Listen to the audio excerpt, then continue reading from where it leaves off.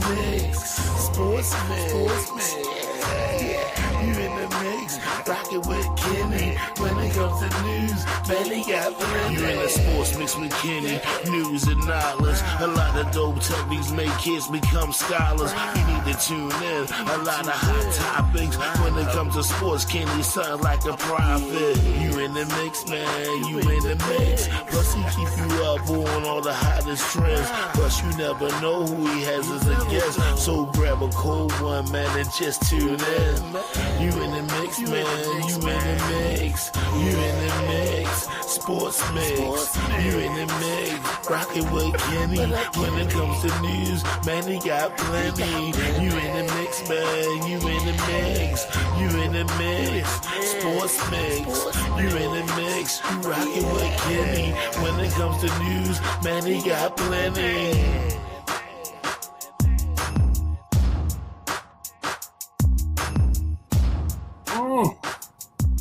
Sports mix. Big Kenny, I'm back. Back like I ain't never went nowhere.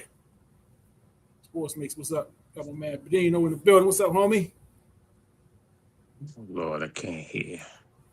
I can hear you. But Can you hear me? Yeah, I got you. Yeah, we back, man. Been off for a couple weeks. The NBA finals have started. Man. Since we've been gone, the finals are in full effect. It's New York is up 2-1. The Knicks are up 2-1 right now in the NBA finals. Man, they had game 3 was last night in New York City at the Madison Square Garden, and the Spurs was able to even the series out. Well, get back into the series, excuse me. They was able to get back into it. It's just been tough sledding early on for the Spurs, man. To me, just watching the first 2 games looked like, you know, Wemby looked a little sluggish the first couple games.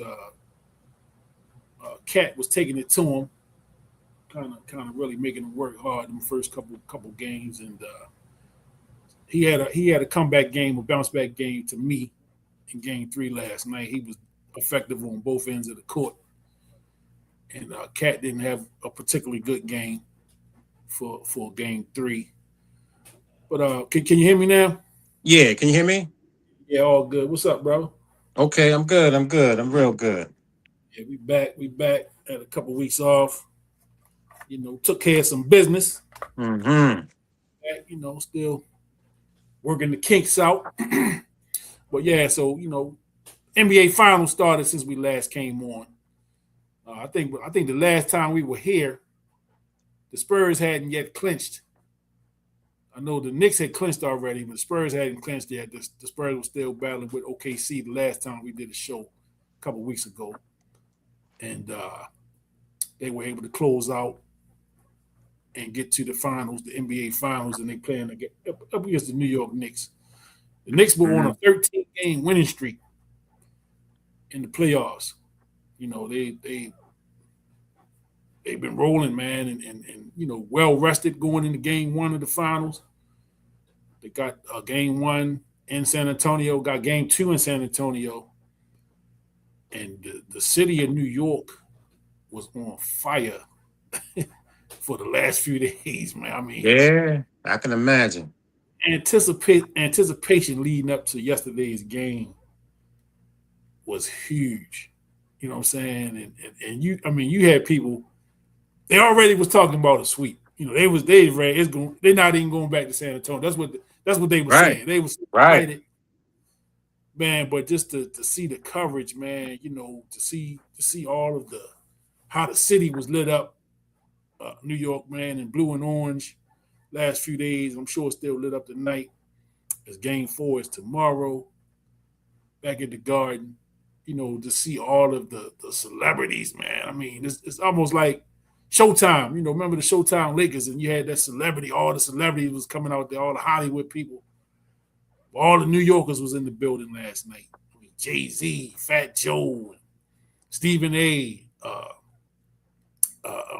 Spike Lee, and I mean, just a who's who of New Yeah. Yorkers was Oh, on that front them first couple rows, man, bunch of former Knicks. all the old Knicks they usually sit behind the basket, down there on the floor, man, and man, it's just good to see.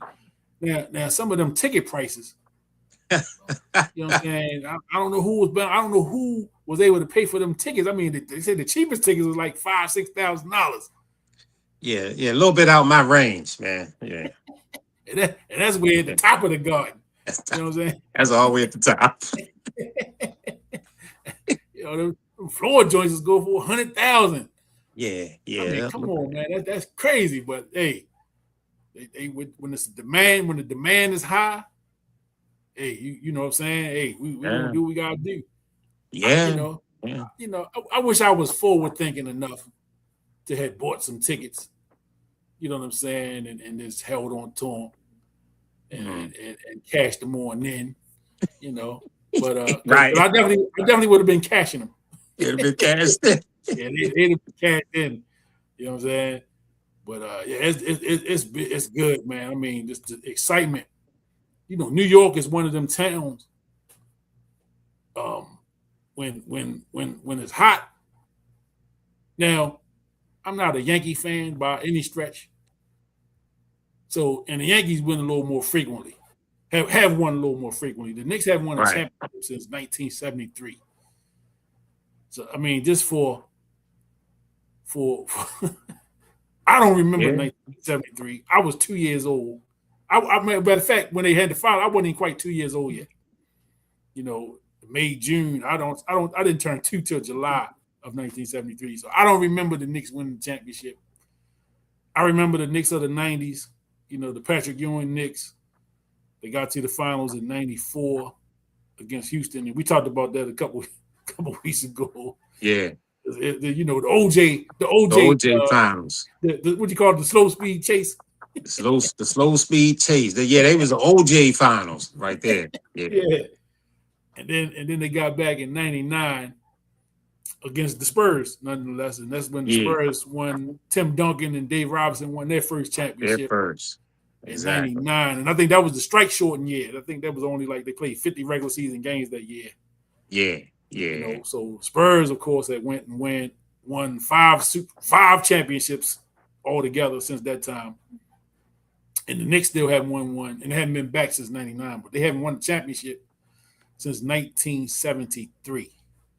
Yeah. And just to kind of put that in a little bit of perspective, I think that Coach Phil Jackson was on that squad.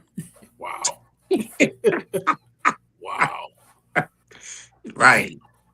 Right. So you talking Phil Jackson and Yeah. Willis Reed, and Walt Bradley. Frazier. Yeah. Bradley was on the front row last night. Yeah, was he? They had Bill Bradley Yeah, there. Bill Bradley was. They put the camera on him for a minute. Okay. Yeah, I watched that. I watched that series. Great series. Those Knicks teams were remarkable teams. And anytime you got New York in a finals, whether it's baseball, football, or whatever the sport may be, I mean, it's mind boggling. New York fans. I mean, even in San Antonio in games 1 and 2, the crowd seemed split. It was almost like a split crowd, man. When the Knicks would do something good, you would hear the applause and stuff. I say, dang, man, they there, and clearly when they played Philly and them teams, it was a dominant Knick fan following at those games. So the years I worked down Memorial Stadium when the Orioles played, them Yankee fans, man, I was dealing with the concession stands. We had to up the particular hot dogs they eat. What they call whatever, that kind of food that the Jewish people eat. We had to amp them hot dogs up because we knew the Knicks fans was going. I mean, the Yankee fans was going to be in the stadium. So they have a tremendous following, and it's good for the sport for real. So they wanted the kosher. The kosher. That's what it was. The They kosher. want the kosher dogs. Kosher dog. Yeah. They want the kosher. They, we ain't playing with this. You gotta come with that kosher, Yeah. buddy. Got to come with the kosher. Got to come with the kosher. So it's a good thing, man. When and this is one of the reasons why a lot of athletes, the media up in New York is like is crazy. Is always crazy. The scrutiny is unbelievable. But at the same time, if you play for any New York team, your chances of getting commercials and things like that is enhanced. And New York, man, it's a hell of a place, man. Yes, indeed. Yes, Hell of a indeed. place. Yes, indeed. Shout out to Doughboy Ego on YouTube. Spurs had to stop giving up second chance rebounds and make Brunson work hard on defense, but making him defend. I would agree. But Yeah. Castle and Ron Harper's son, they are Yeah. balling. Yes. They balling. And Harper's son is a rookie. You couldn't tell he was a rookie by the way he'd been playing. You know what I'm saying? Shorty coming out there with no fear in his heart. Is like he just like, man, listen, it's just another game. Let's get it. The way they made Brunson work hard last night. Yes, they did. They getting that ball out of his hands, and he was, and then something that I picked up, and I heard him talking about it this morning on one of the morning shows. Is that and I'm gonna tell you who said it because I like her. Monica McNutt. Mm-hmm. I am a Monica McNutt fan. Monica, if you're watching, hit us up. We'd like to have you on. Yeah, I wonder if she ever considered changing her last name. I mean, I wonder. Yeah, I do wonder, man. Let me stop. Yeah. I'm great. Go down the rabbit hole. But anyway, she made mention that they were making Jalen Brunson work, and other guys just kind of were standing around.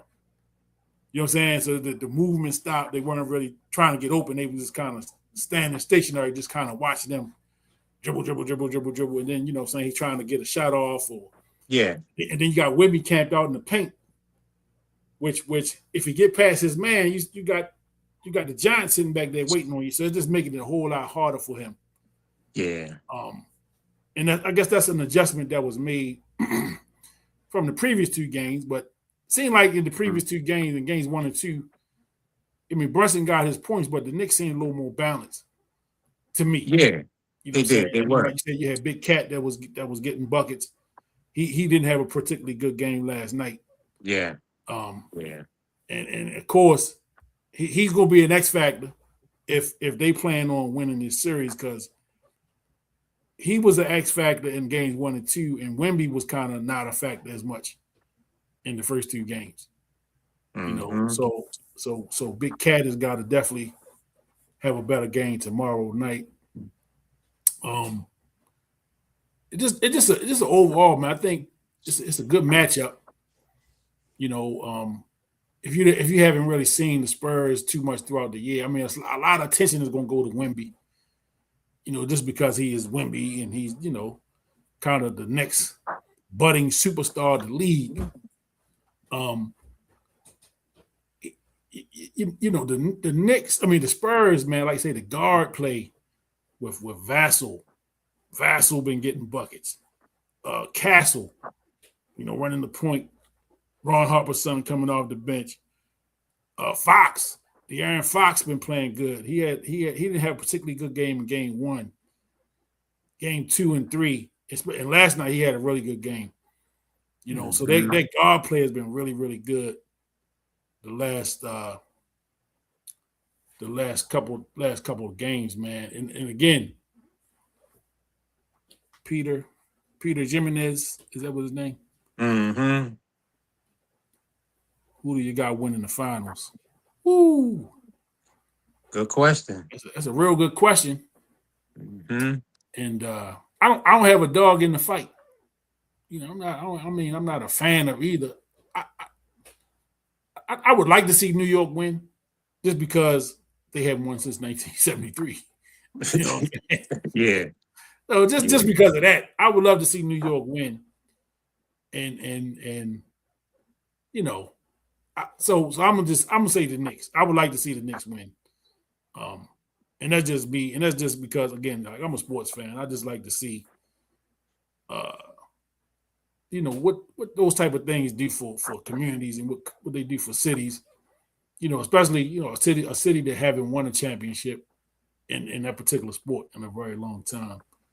Um, I'm excited to see what's going to happen tomorrow. Tomorrow was a big game, because if the Spurs uh, are able to even it up, then it goes to the 1-1-1 format in the final 3 games.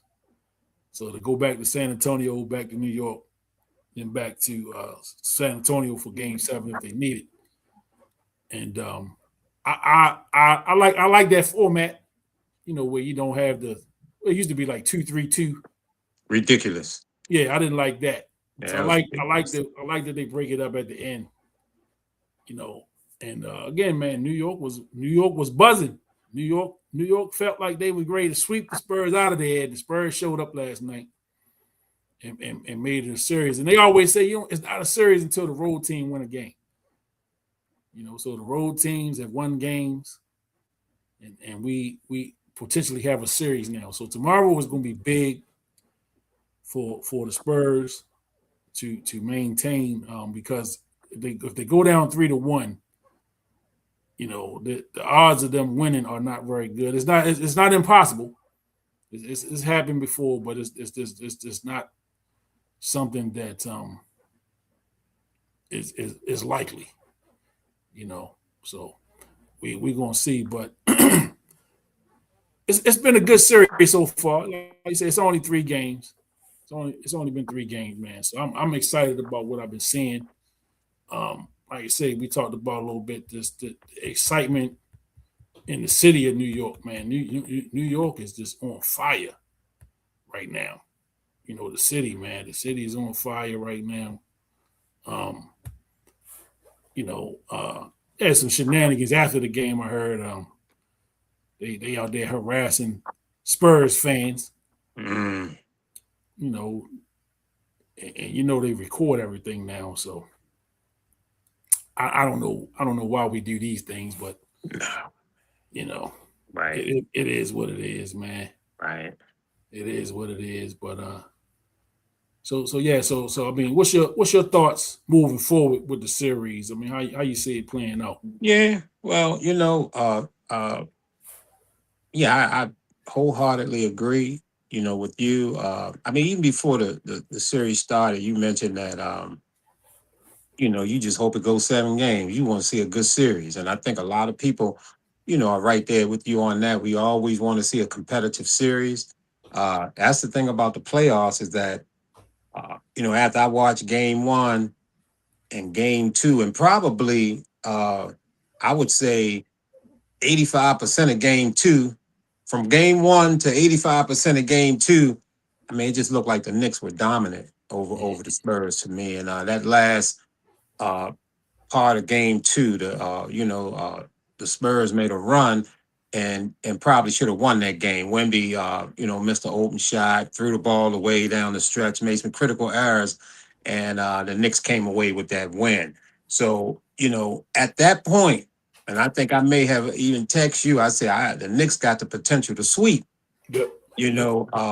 Sometime in that game, I mentioned that. And so, coming to New York, going up into the Garden, you knew it was going to be crazy, the frenzy and everything. It looked really bad for the Spurs.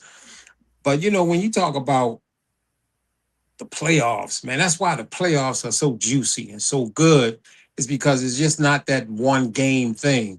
A dude like Brunson can come to your arena and play you one time and you ain't ready for what he got to give you.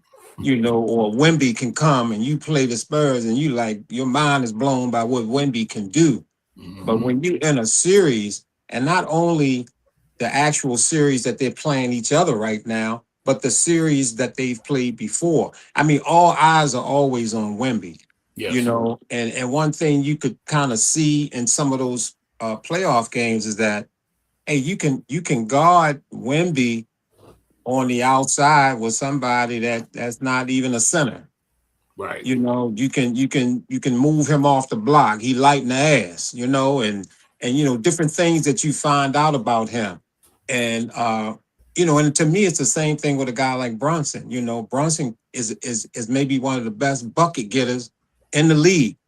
You know, that guy can get a bucket, man. Like, and it's mind-boggling how he pull it off. It's like, Yes. man, this guy getting these buckets, they can't stop him. But you know, in the previous series, the Spurs had to deal with Shea. Yeah. Shea, one of the top bucket getters in the league, and they did a pretty good job on Shea. Yeah, they did. They made him work You for it. know, yeah, they made him work, man. So I say this could work for them going against Brunson. And you mentioned it. To me, a big key has been the guard play. And what I found out is that uh let alone the defense that they're putting on Brunson, making him work hard. But Brunson can't keep up with them guards, man. They too quick for him, man. Yeah, they're definitely quick. They too quick. Harper and Fox and them guys, man. He's a liability on defense, is what I'm saying.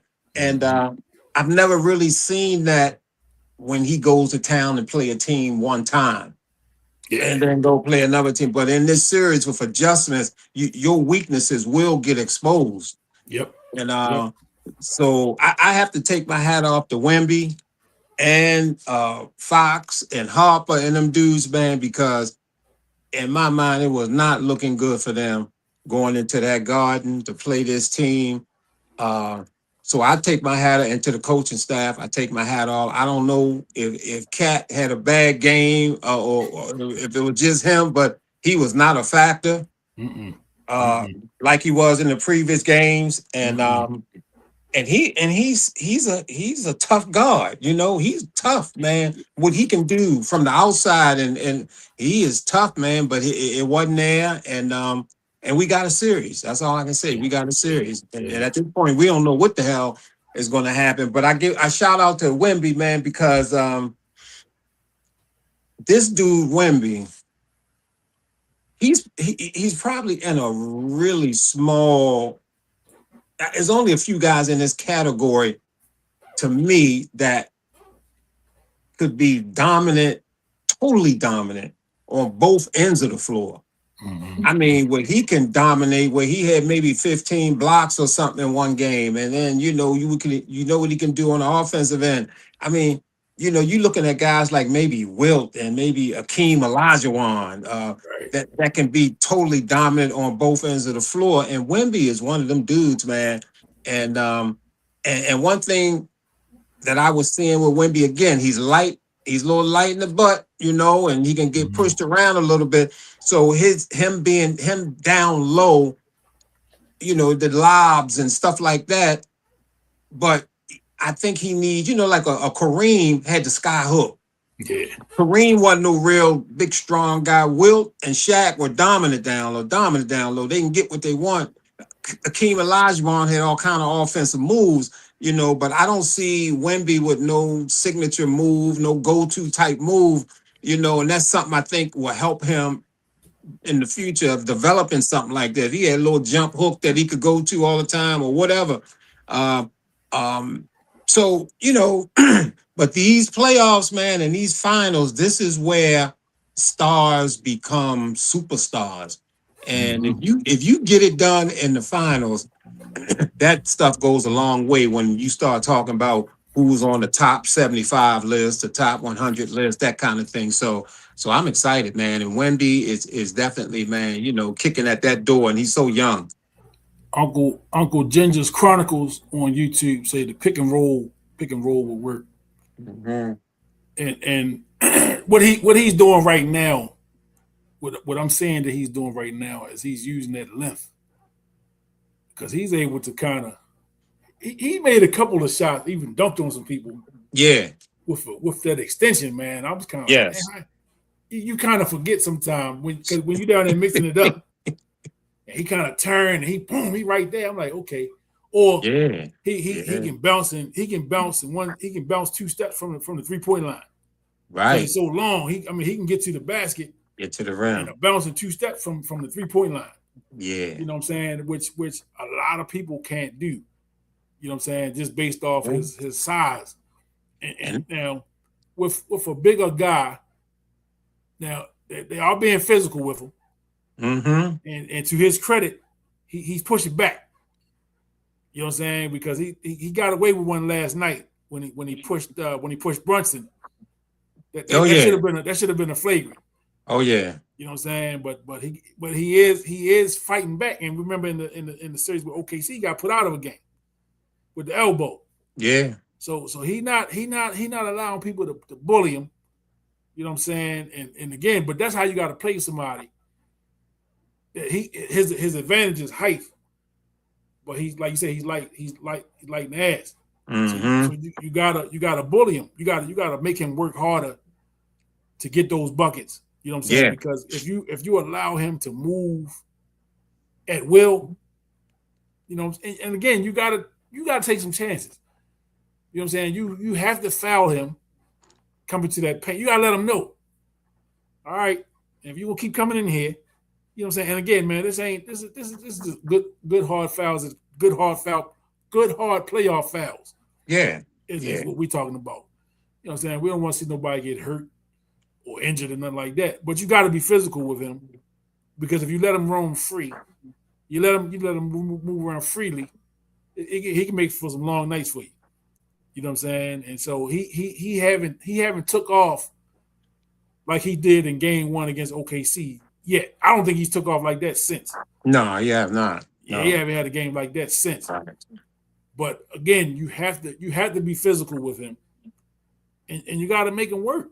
You know what I'm saying? You got to make him work because again, with anybody at that level, man, once you get it going, it don't matter who you are. It's hard to stop it. You know what I'm saying? Once you got some momentum and once you in a flow, it's hard to stop that. And I think like last night, they got him some easy buckets early. I think he scored the first 6 to 8 points, all in the paint. You know what I'm saying? Off lobs and like stuff right around the basket. So he wasn't out. He just was hanging around the basket and getting real easy looks. You know what I'm saying? And got him going early. And maybe kind of, like I say, I don't know what his mentality was, what the mental was, because like I say, Cat was having his way the first couple of games. And it was talked about in the media. You know what I'm saying? So I'm sure he heard the whispers as we heard them. And he figured he got to come out early, get him going early, get him a couple easy shots just to get the confidence up. And he ended up having a pretty decent game. For sure. That. So, so again, man, like, and we talked about this in the other rounds of the playoffs. And then, just the difference in the playoffs and the regular season is the regular season is one game at a time. It's one game, and then you off to the next city, or the next opponent coming in town. In the playoffs, it's a series, so it's coaching matters in the playoffs, and the coaches are going to have to earn their money. You know what I'm saying? And I'm shout out to Mike Brown. I know he's had a couple head coaching jobs in his time in the league. He was one of the hot assistants some years ago. And I believe he worked under Pop with the Spurs at one point. And he was head coach with Cleveland. He was head coach out there at Sacramento, and he was on Golden State's bench for a couple years. So he bounced around the league a little bit, and he's got the Knicks in the finals. I think did he get to the finals with Cleveland? Mike Brown. Yeah.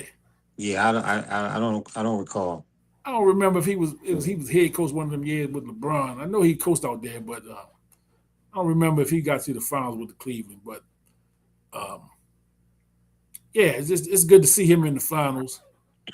And then the young coach from the Spurs, Johnson, I believe is his name. I think that's his name. I'm sorry if I'm blanking on his name, but he seems to be a pretty good good young coach. You know, he's somebody that, again, I'm not real familiar with a lot of the assistants unless they played in the league. You know what I'm saying? So I don't really keep up with the assistant coaches like that. So he was somebody I wasn't familiar with until he got the job. You know, and he was apparently he was a big, you know, Pop spoke highly of him and made sure he got the head coaching job there, and then he's in the finals. So and he has them boys playing. I'm getting that, man. He got them boys playing, man. The Spurs, again, because I had OKC winning the West, you know, and again, I ain't gonna make no excuses for why they lost. The Spurs won the series, and that's just that, you know. Again, you know, I think Jalen Williams not being there and healthy for OKC was a factor. Yeah, but for sure. We're not gonna let that be the excuse. No, why it they can't lost. be. You know, it can't be the excuse why they lost, but you know, it was a factor.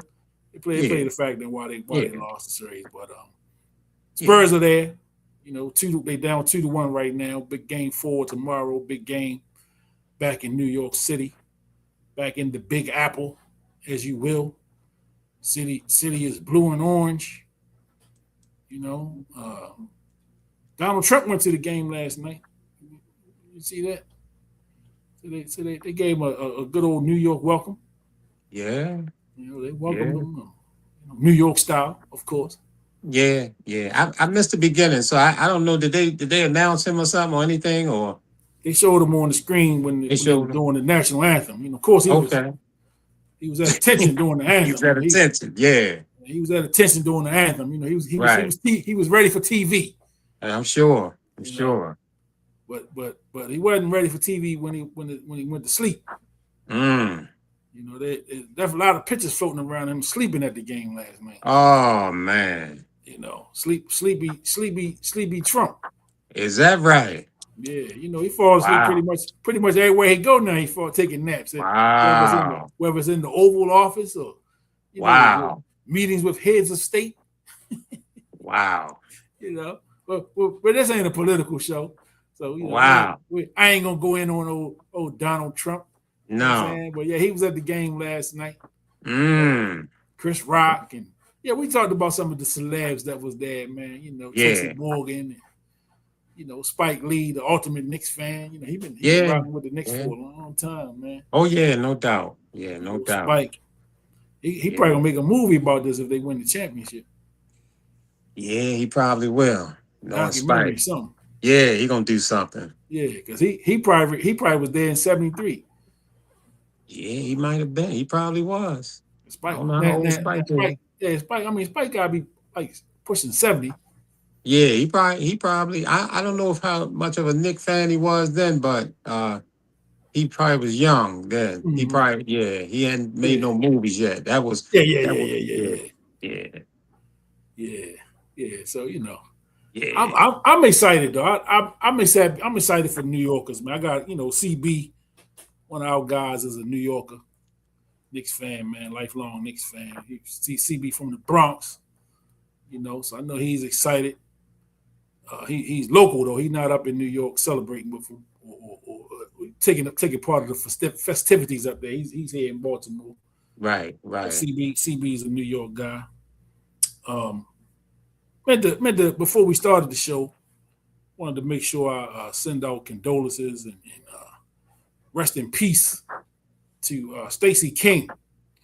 Stacey King passed away over the weekend, and Stacey King was working in the Chicago Bulls on the TV side. He was doing TV for the Chicago Bulls. I believe Stacey got 3 rings with the Bulls. The first part of the three-peat.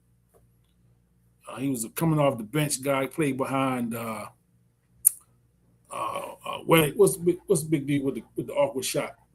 Yeah, Cartwright. Bill Cartwright. Yeah, he came behind Cartwright on those Bulls teams, 91, 2, 3. Stacey King was a big time player at Oklahoma.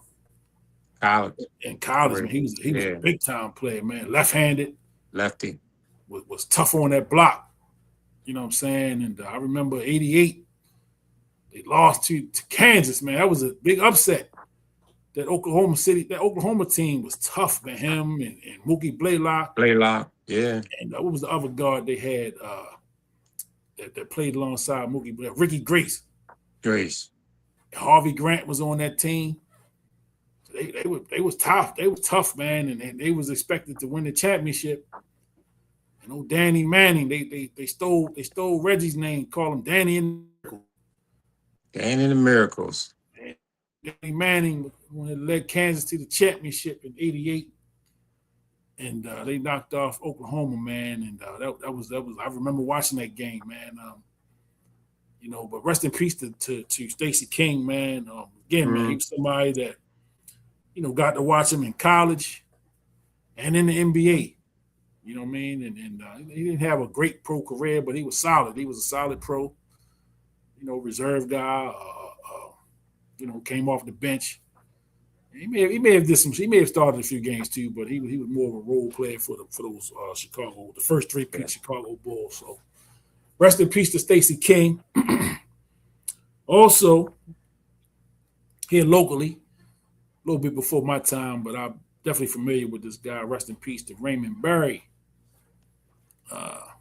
former Baltimore Colt, was part of those championship teams with Johnny Unitas and Lenny Moore and Art Donovan and those guys, man. He played back in the 50s and 60s, I believe.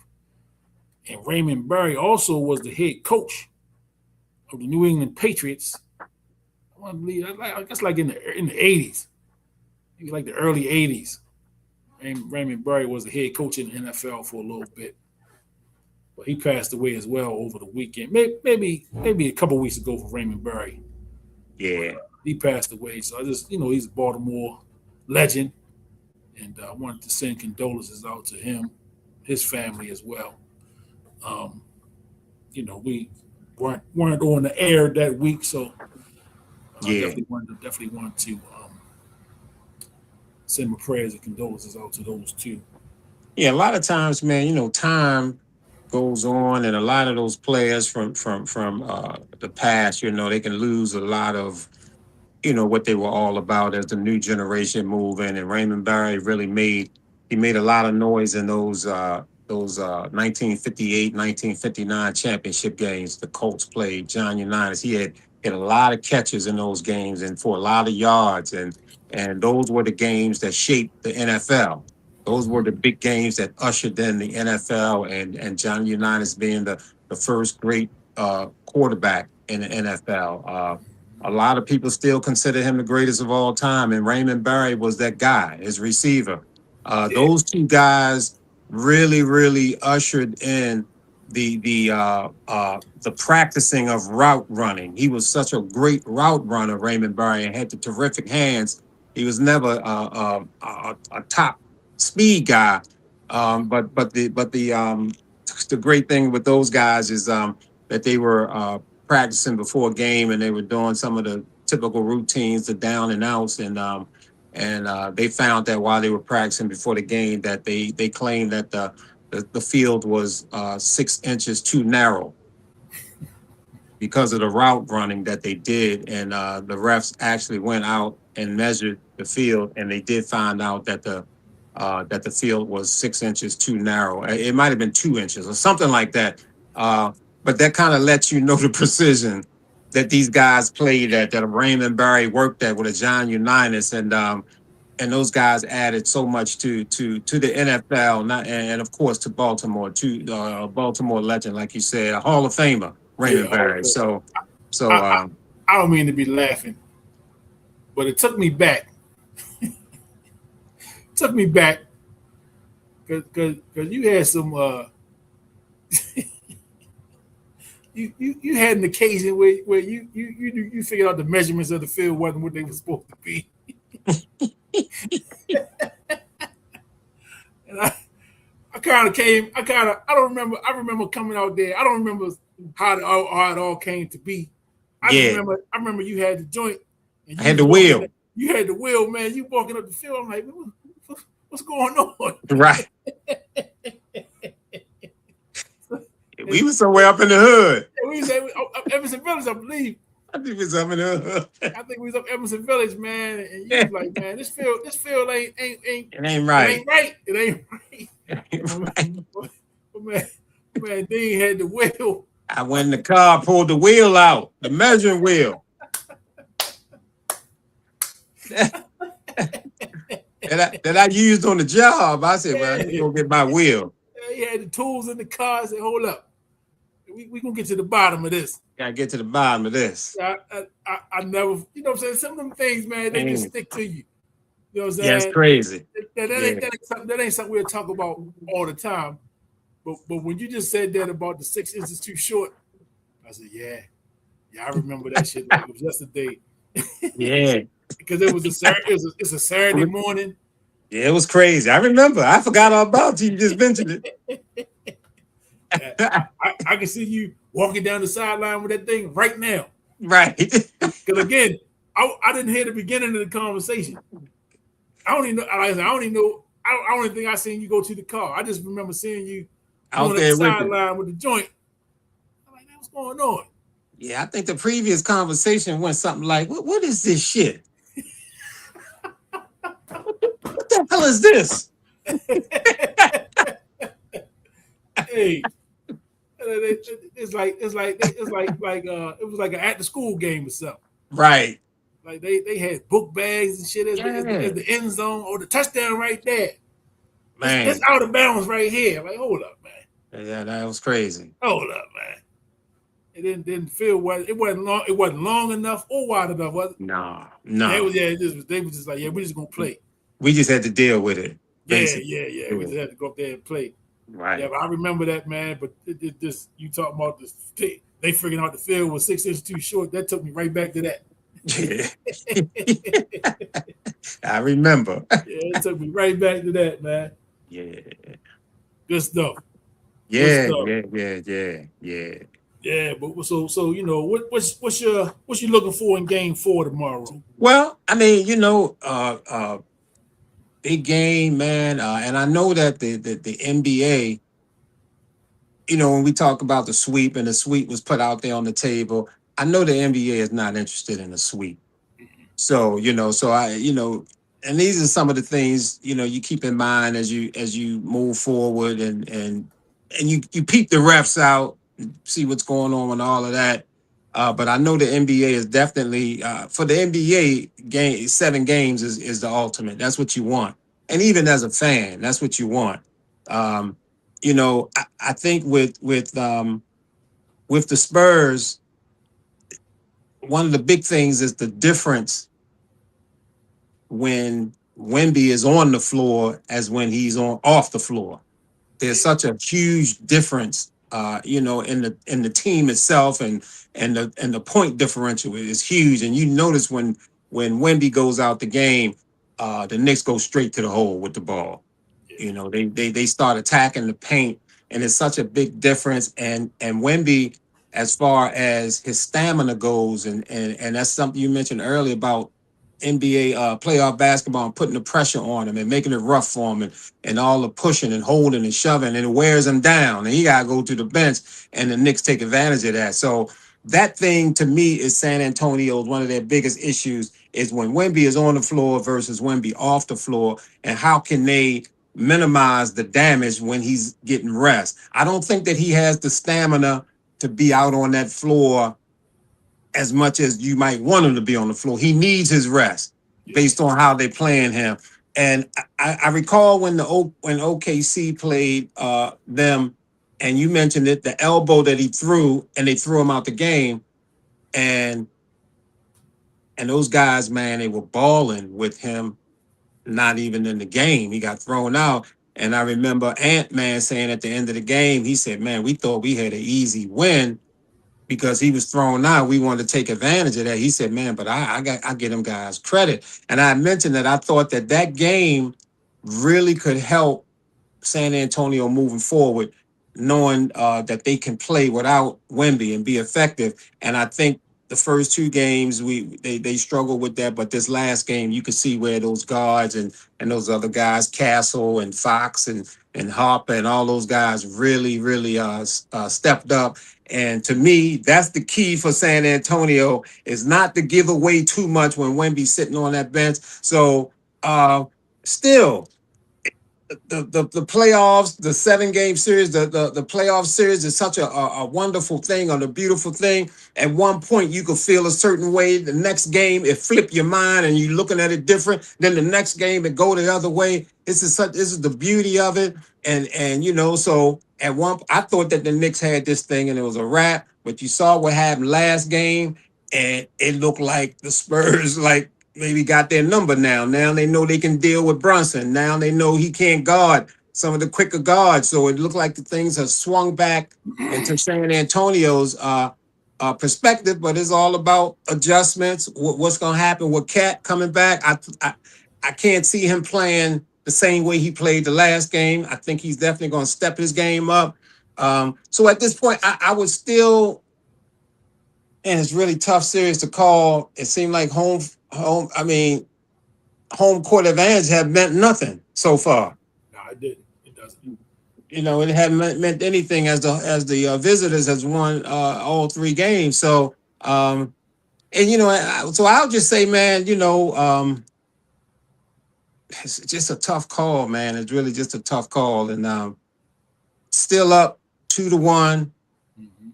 Game is in New York. I think still right now you have to favor the Knicks. Yeah, and again, for nostalgic reasons only, because again, I don't have a dog in the fight.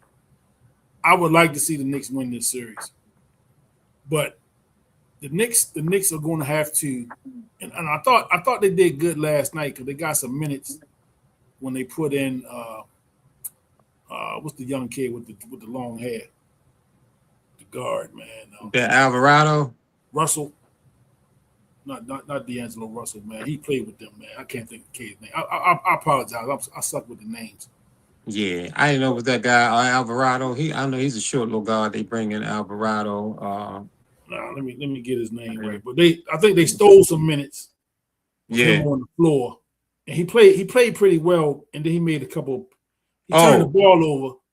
Yeah, I know you're talking about. I can't even think of his name though. Yeah, I'm going to pull it up right now. Yeah, I know you're talking about. Yeah, he pulled Jordan Clarkson. Yeah. Yeah, he had a costly turnover that kind of shifted momentum a little bit. But he gave him some good minutes early, and he was hitting a couple of buckets. You know what I'm saying? And so I like that change of pace with him. Again, Karl Anthony Towns didn't do much last night. Josh Hart has been a bulldog. He was hitting some shots last night, which is not his game. He's not a 3-point shooter at all, and he hit I think 3 or 4 of them last night. Yeah. But Josh is a bulldog. He's gonna rebound for you. He's gonna do a lot of the dirty work. He's gonna defend it. OG played pretty well. Yeah. Last night. Mitchell Robinson giving you some minutes off the bench, getting you some rebound, making some free throws. Making free throws, yeah. So Mikal Bridges didn't hit anything. He didn't do much last night. No, he didn't have a good game at all. Landry Shamet, who's been shooting pretty well, he didn't have a good game last night particularly. So again, those guys got to be the X factors. The bench guys. We know Karl Anthony Towns has to have a better game than he had last night. He had the first game 1 and 2. He had pretty good games game 1 and 2. Mm-hmm. Brunson, who they're going to keep on Brunson. They're going to try to make Brunson work hard as he can to get the ball out of his hands as much as they can. They are pressuring him pretty much 3/4 at half court. They picking him up. You know what I'm saying? A lot of times they get them, and he picking his dribble up at half court, which is is not. You never want your point guard to give his dribble up. Yeah, especially not just getting across the court. You know what I'm saying? But and they made mention of it this morning when I was watching the morning show with Monica McNutt. Hey Monica, with that show, and they were saying, well, don't look at it as he just over dribbling and he trying to do it all on his own, which and she made point of the guys are kind of standing around watching him. You know what I'm saying? They're not getting open, so uh, it's adjustment time now. So all right, what is the Knicks going to do to adjust to how the Spurs have played them? The Spurs have a little more lively guards than the Knicks do, and then they all three of the guards that have been kind of handling the ball can make stuff happen. Whether it's Castle, whether it's Fox, or whether it's Harper coming out the bench, all of those guys can make plays. You know what I'm saying? All of them can make plays and they can get to the basket and they can score you points. You know what I'm saying? And so, what do the Knicks? How do the Knicks counter the Spurs? The Spurs guards, and like you said, the Spurs guards are quicker. And Brunson can't play him. He's not known as a defensive guy anyway. So he's not somebody that's you're gonna look to him to try to keep somebody in front of him. You know what I mean? And then they don't have the luxury of having Wemby in the background blocking shots. You know what I'm saying? If you get past me, well, we got Wemby back there. And that's the luxury the Spurs have, is you can kind of leave him back there, and they kind of have him playing somebody that's not even a factor offensively, which gives them the luxury of just letting them kind of roam around the basket. So game 4, like you say, man, it's going to be a interesting game because if the Spurs win this game, this is a brand new series here. You know what I'm saying? And it's going back to San Antonio with some momentum. Going back to San Antonio with some momentum. So I'm excited. This again, man, it's the finals. I'm a basketball guy, so I want them to go 7. I want them to go double overtime every game. Just to stretch it out as much as we can, get all the basketball we can get. But I'm excited, and I'm looking forward to a big game 4 tomorrow night. And I'm pulling for the Knicks just because I want to see them win, because they haven't won since 1973.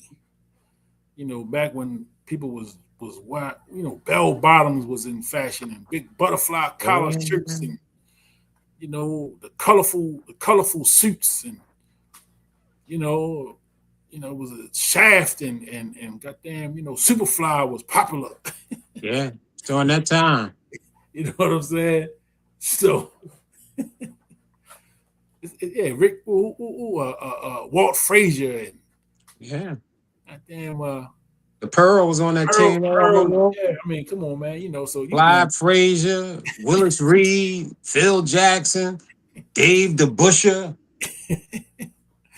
Bill Bradley. I was there. I was rooting against them MFs. Yeah, because they had knocked the Bullets off. The Baltimore Bullets on their way to that championship. So I wanted Wilt, I wanted Jerry West and them boys to whip them. Yeah.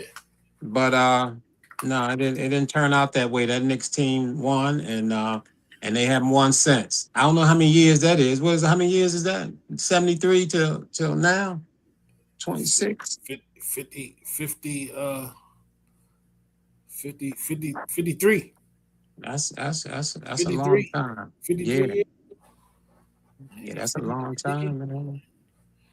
All right, come on, New York. Right.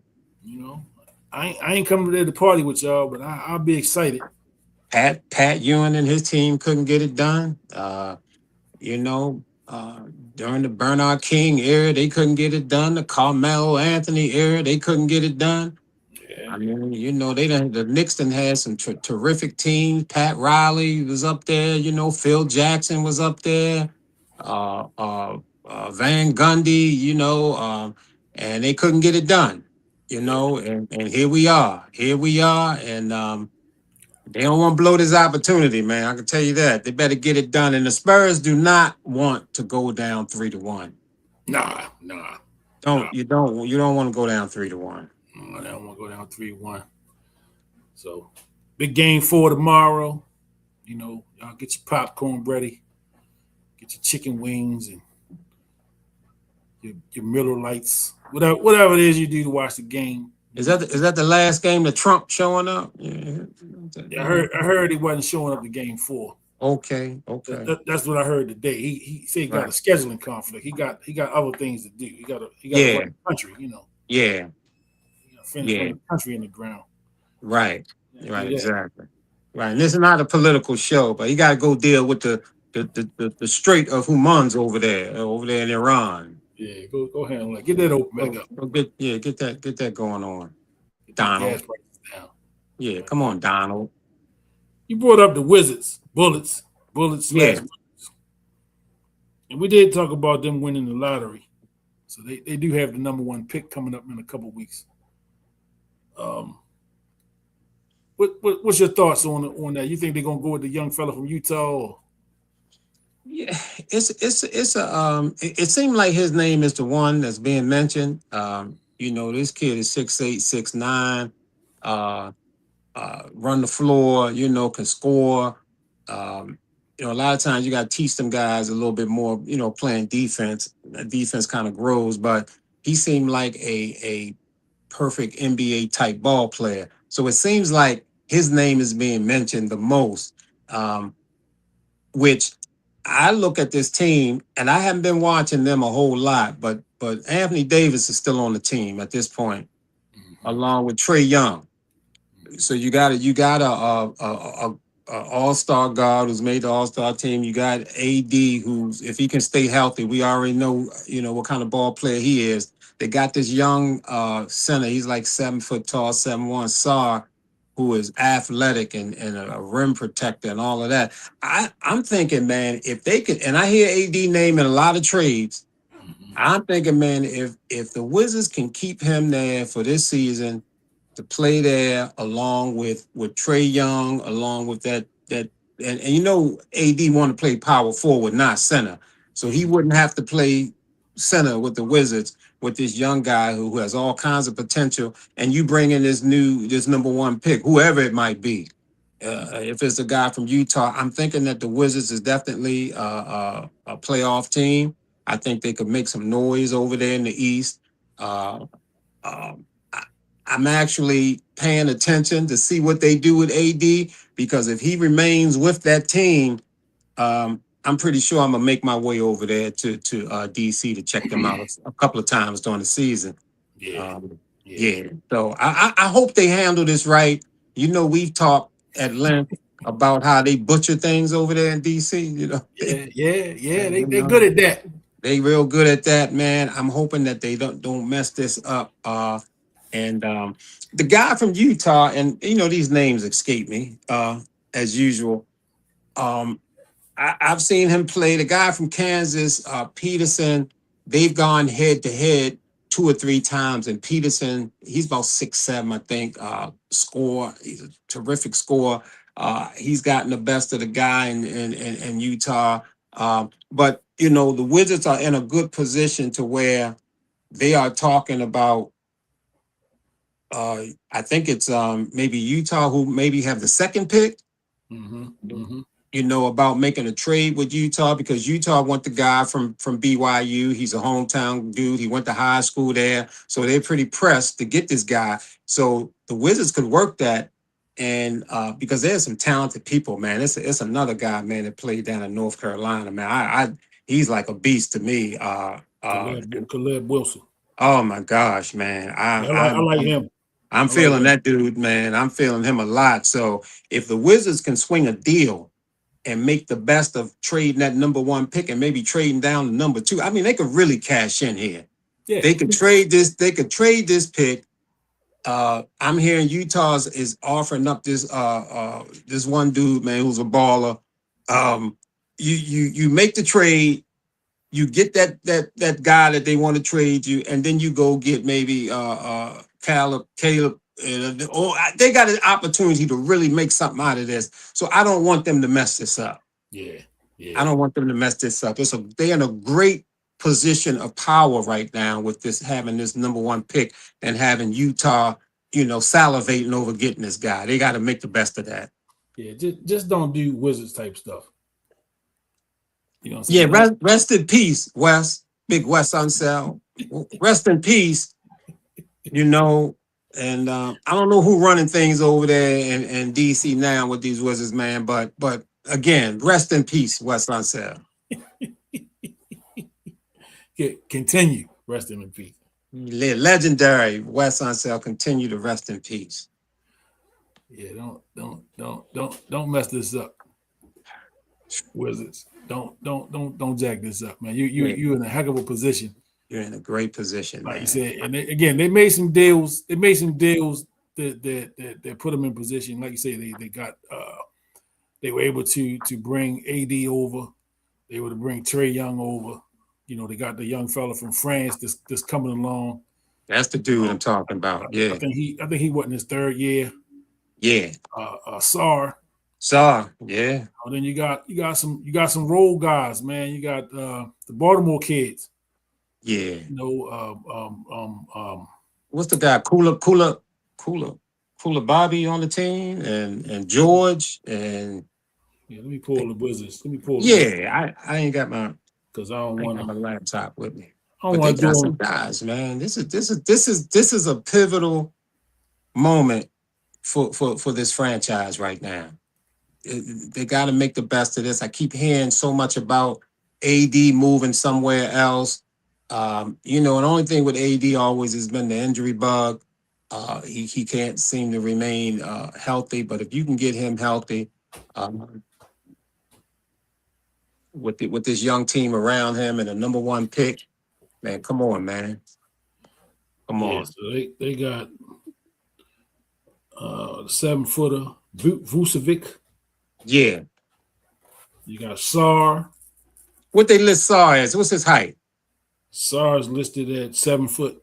7 foot, yeah, man. Come on, man. 7 feet, 205 pounds. He's not a big guy. He's not a big guy. He's not big. The Vucevic is 7 foot, 220. So he's a little bit. Mm-hmm. Anthony Davis is 6'10", 250. Yeah. Let me see. Like I said, you got Julian Reese. I don't know. I guess he would be a free agent. I don't know what kind of deal he got. Yeah, we have to see. He's stuck in him. Apparently had some really good games with them during the season. They signed him and re-signed him up for the rest of the year. So yeah, maybe he can stick. Yeah, then you got Cam Whitmore, local kid. Yeah, I forgot Whitmore was on that. Coming off the bench, and then you got Bub Carrington, Baltimore kid. Mm-hmm. So it's going to be interesting to see how the Wizards handle this. Like you say, the roster that they have. Mm-hmm. When is that draft? I want to say it's in like 2 weeks. Yeah, it's right after the Like usually like a week after the finals. Over. Yeah, like a week later. So I know game 7 will be like next week, next Wednesday if they go 7. Let me see. NBA draft is when? The NBA draft is June 23rd and 24th. So they made the NBA draft a 2-day thing now. Yeah. Okay. How about that? I mean, how many rounds they got? 2? 2 rounds. And it's a 2-day thing, huh? Come on, man. Y'all not the NFL. Okay. All right, well. Get it over with. Yeah. Because the NFL is king. NFL got the draft 3 days. You know how they do. I guess they got to try, huh? I ain't. Yeah. Yeah, they're going to try. They're going to try to do it. So Yeah. But yeah, so the draft is coming up, man. The Wizards on the clock. Wizards are on the clock. Don't mess this up. Please. Don't mess this up, man. And that's all I'm going to say on that. Please. That's all I'm going to say on that, man. And if y'all mess it up, y'all going to hear about it on the mix. I'm just saying. If they mess it up, they going to hear about it. For sure. For sure. They for sure gonna hear about it, and we might have to report live from Wes Unsell's grave. Right. You know, shout out to Wes Exactly. Unsell Jr. Wherever Yeah. he, Wherever he might be. you know. Yeah. So Wizards, don't mess this up. Don't mess this up, Wizards. We only 35, 40 minutes away up here. Yeah, please don't. Don't mess this up. Please. Please. Dean said for the whole world to know that he willing to buy some tickets. That's right. That's he right. willing to buy some tickets to come down there. Don't mess this up. Don't mess this up now. Come on now. You know, don't mess this up now. I want to go down there and see something on that floor that's worth seeing. Yeah. Well, that part. Yeah. Yeah. Because you can go down there and watch them. I can go watch the other team. But I want the Wizards to have something on that team, man. You know. Come on now. Don't mess this up. Hey, Wizards, don't mess this up now. Mess this up, man. And we can't reiterate this enough. Don't mess this up. That's right. You know, I mean, I think we're pretty clear. We clear. We're pretty clear about this. Don't mess this up. We clear on that. We clear on that. Yeah, clear. Because y'all got, and I saw a stat. I don't even know if you call this a stat. I was appalled when I saw this. That for the last 19 years, there has been one former Wizard on the roster of a finals team over the last 19 years. Wow. At least one Wizard. Wow. Has been in the NBA finals the last 19 years, man. Wow. So that tells you how inept wow of an organization they have been over the last 19 years. And we be going back even further than that. You know, we be talking about we take it back further. Chris Webber and all them guys that they lost, man. But you talking over the last 19 years. That's a hell of a stat right there. At least one former Wizard was on a finals roster, not a playoff, a finals roster. Yeah. And when you think about how many times they probably been, you know, in that lottery drawing over these years, and still for a stat like that to show up that's an incredible stat. Yeah, that's unbelievable. Yeah. So they got a new anti-tanking rule in the NBA now. You heard about that? I heard. I haven't really looked at it. It's about coming down the home stretch and everything, and not losing games and that kind of thing intentionally. Yeah. How about that? How about that? How you gonna police that? That's what I'm going to say. Come on, man. How you gonna monitor that, man? What? Yeah, you know, this is what happened when you got non-competitive people running sports. You know what I'm saying? He ain't never competed in nothing. You know, the Glee Club type of cats. Right. The dudes that could never got picked. Yeah. You know. And shout out the guys that never got picked. But, you know, right. Come on, man. This, again, the rules, sometimes they come up with these rules that it just supposedly make the games better. Right. Just cut this nonsense out, man. You think New York lost some games intentionally when Patrick Ewing was coming out? Absolutely. Do you think the Cleveland Cavaliers lost some games intentionally when LeBron was in the draft? Well. Now I don't know. Now, I mean, because now I'm thinking, because you know it's always that, you know, the New York had the little hanky panky with the envelope. Yeah, that's right. You got to think about the lottery thing too. Yeah. And then LeBron, you know, they get LeBron when Cleveland get the pick, and it's LeBron. Okay, well, yeah. And then when LeBron left and went to Miami, Cleveland gets the number one pick again. Well, it's Kyrie. Yeah. Right. It's a lot. It's been a lot of weird things happening, you know.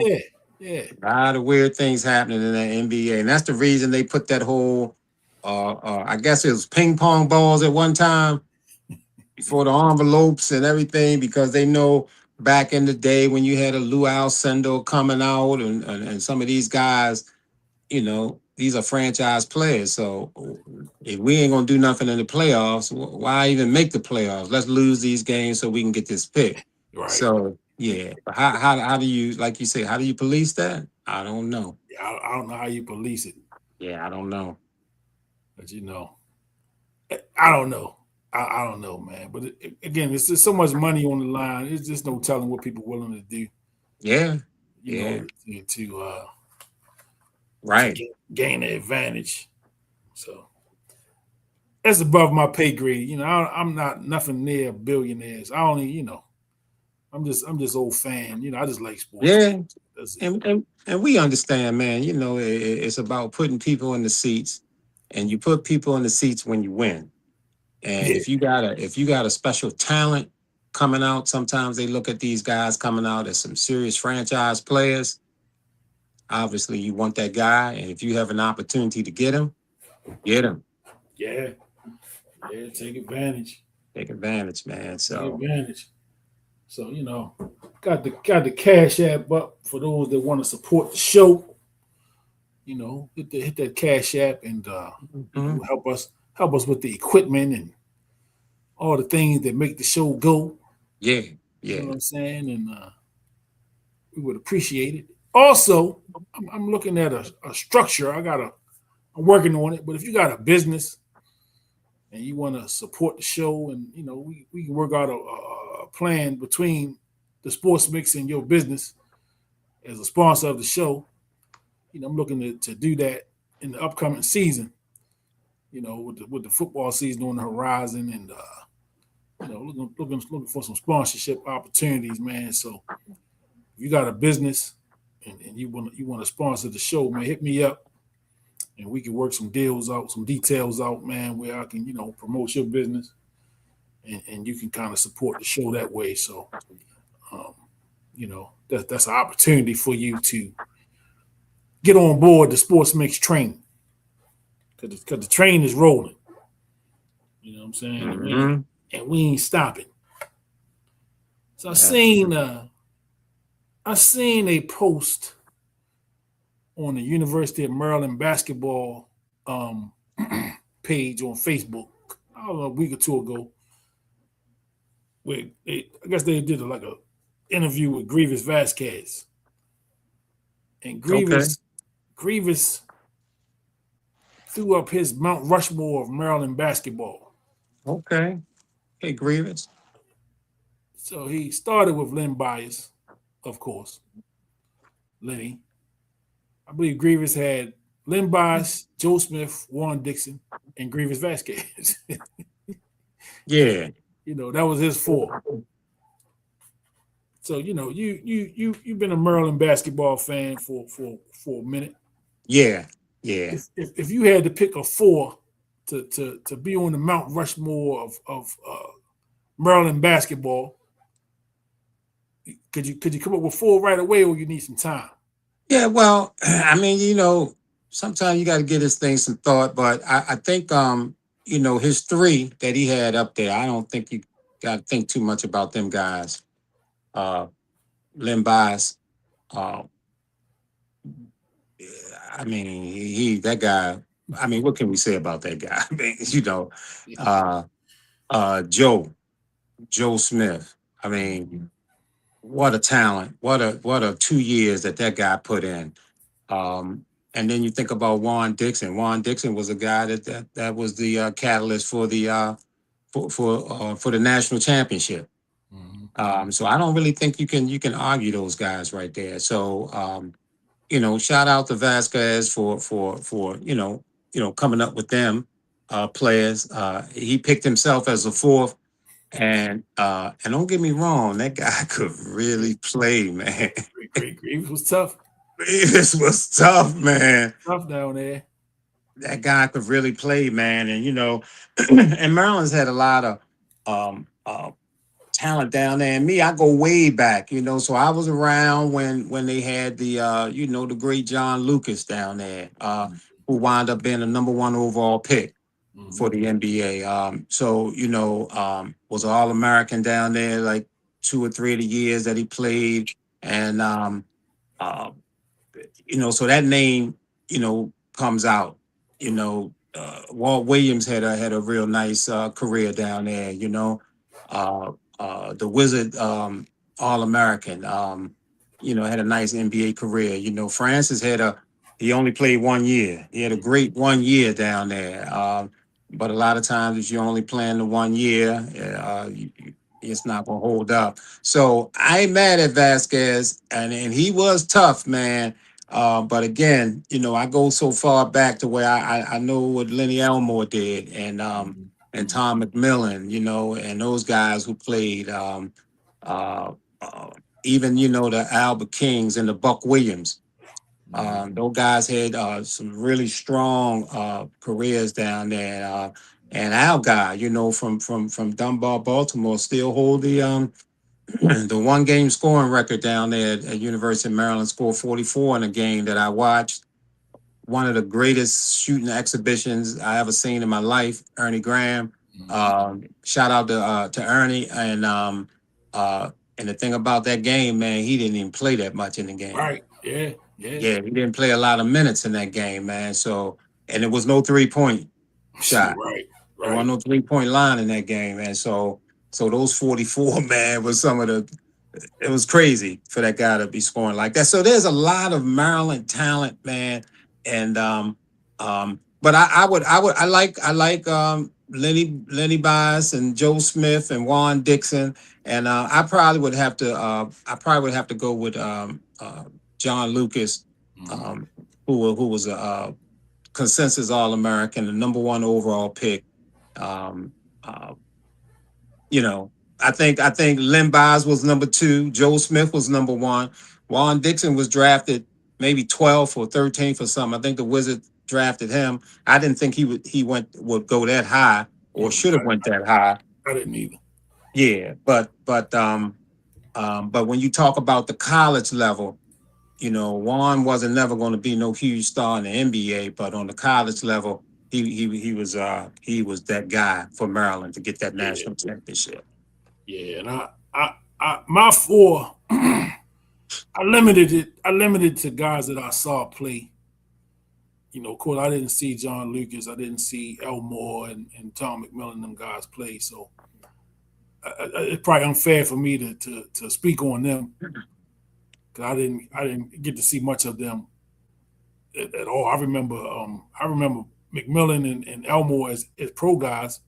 Yeah, kind of on the back ends of their pro careers, and John Lucas as well. I remember seeing John Lucas as a pro, but they were kind of role players at the time when I was kind of watching them play in the pros. But the 4 guys that I picked, and I'm pretty consistent. Bias, of course, number 1. Joe Smith, Dixon, and I had the Wizard as my 4th. And just because of the importance. And Gary Williams always spoke of Walt Williams' importance to the program, because when all the probation and stuff came down, Walt had the opportunity to leave. He had the opportunity to leave Maryland and kind of go pretty much anywhere he wanted. He would have been eligible right away. He wouldn't even have to sit out. And by him choosing to stay at Maryland, he was a star. And they went. And we had Everett Burns on here, a month or so ago. And he was part of those teams where they talked about the probation years and not being able to play on TV and not being able to play in the postseason and all that stuff, and how that could have really, especially for that time, because college basketball was huge back then, and so it meant everything for a guy to be able to play in the ACC tournament, in the big dance, the NCAA tournament. And those Maryland teams weren't even eligible to play in those tournaments, man. And then, like I said, they didn't have a lot of TV games and stuff. But Walt chose to stay, and he weathered the storm, man. And he was a lottery pick in spite of all of that. In spite of all of those things, man, that was going wrong with the program, he stayed and is one of the greatest Terps ever, wherever you rank him. I tend to put him in my top, 3 or 4, just because of I got to see his whole run here. You know what I'm saying, and just to see the type of player that he was. You know, and again, he put up some huge numbers in his years, man. Here at the University of Maryland. So I would go Williams. Um, I would go Williams. Bias number one. Bias is my number one. So, Mm-hmm. and I won't debate anybody that if you don't have Len Bias as your number one, you probably didn't see him play, and that's all I'm gonna say to that. But Len Bias, Walt Williams, Joe Smith, and Juan Dixon. Those are Mm-hmm. the top four Maryland Yeah. two that I saw play. Yeah. So I saw a post as well last week one day. This was I guess it was the 40th, maybe the 50th, maybe 50 years ago. Okay, maybe it was 50 years ago that John Lucas became the number one overall draft pick. I guess he was drafted in '76. Yeah, So something that's like that. 50 Yeah. years ago. Yeah. That's 50 Yeah. years ago. So he was. So I put up a post. I didn't get a lot of feedback on it, but I was asking for people that saw him play. I mean, how tough was he in Maryland? I mean, you're the number one overall pick. Right. They don't just pick people just because. No. So you had to have been tough. Yeah, You know what I'm saying, to be that. So I mean, you got opportunity just to see John Lucas, and I remember the '74 team was a pretty big team that, you know, they felt like had the tournament been expanded, they would have opportunity to go to the tournament. They lost in the ACC championship to NC State, who ended up winning the championship that year. Yeah. They felt like, you know, that might have been the best team. They didn't get the opportunity to go because they didn't win the ACC tournament.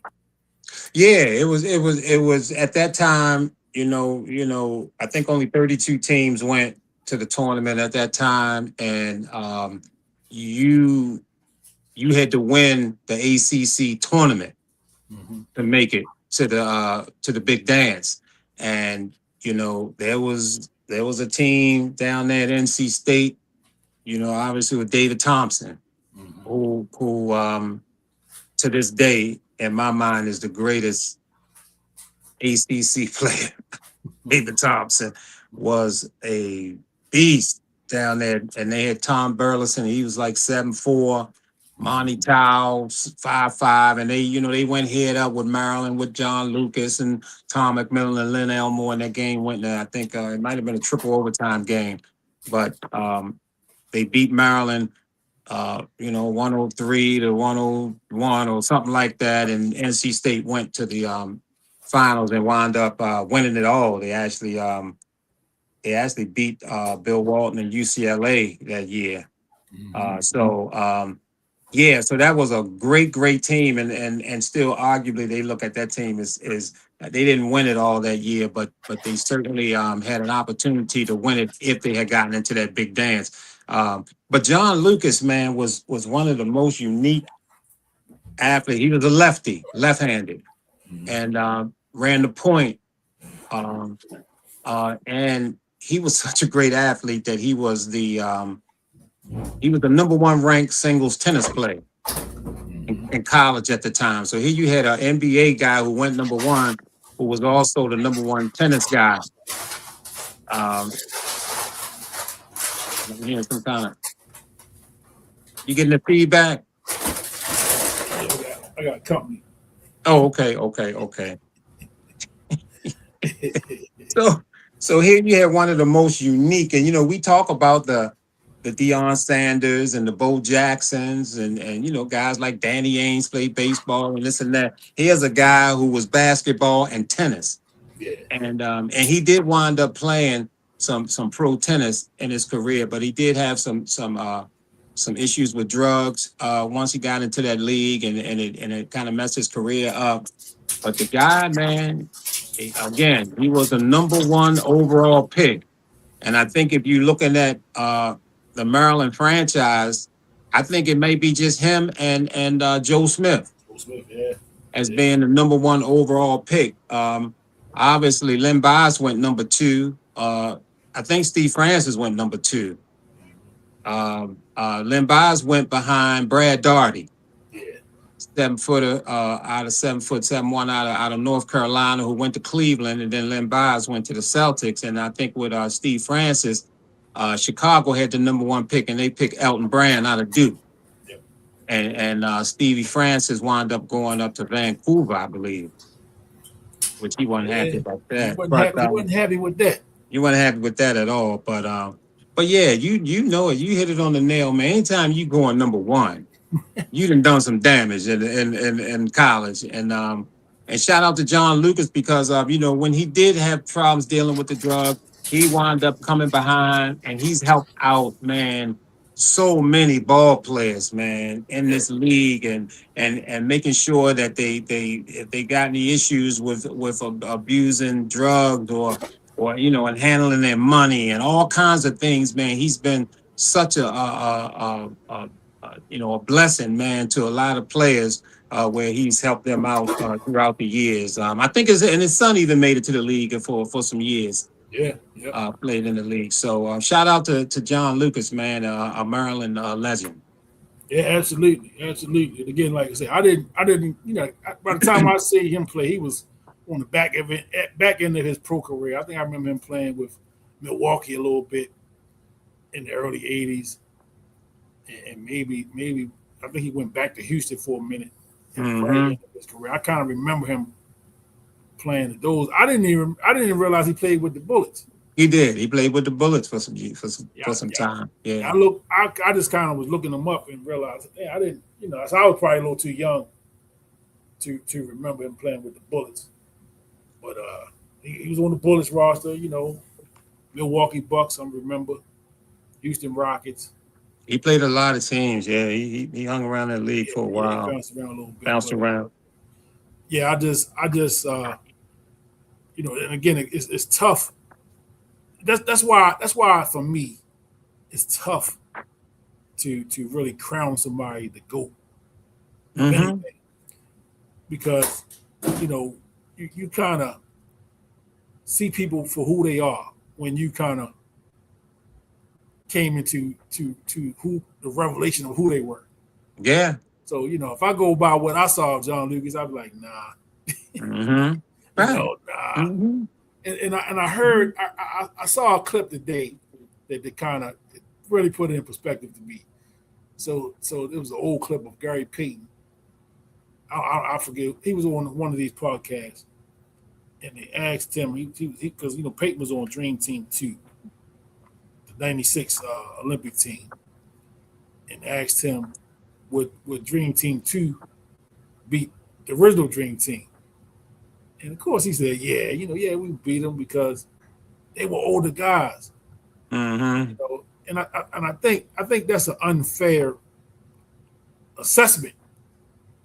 Because again, if we could make all things equal, if you get Magic, Bird, and that original Dream Team, all them guys at their primes, at the prime of their career, if you could bottle up the prime of those guys' career and put that squad against anybody, I don't think they're gonna lose too many games. I don't. And then even Gary Payton had to say, well, even with Dream Team 2, they had a couple of the original Dream Team guys on their team too. So they did.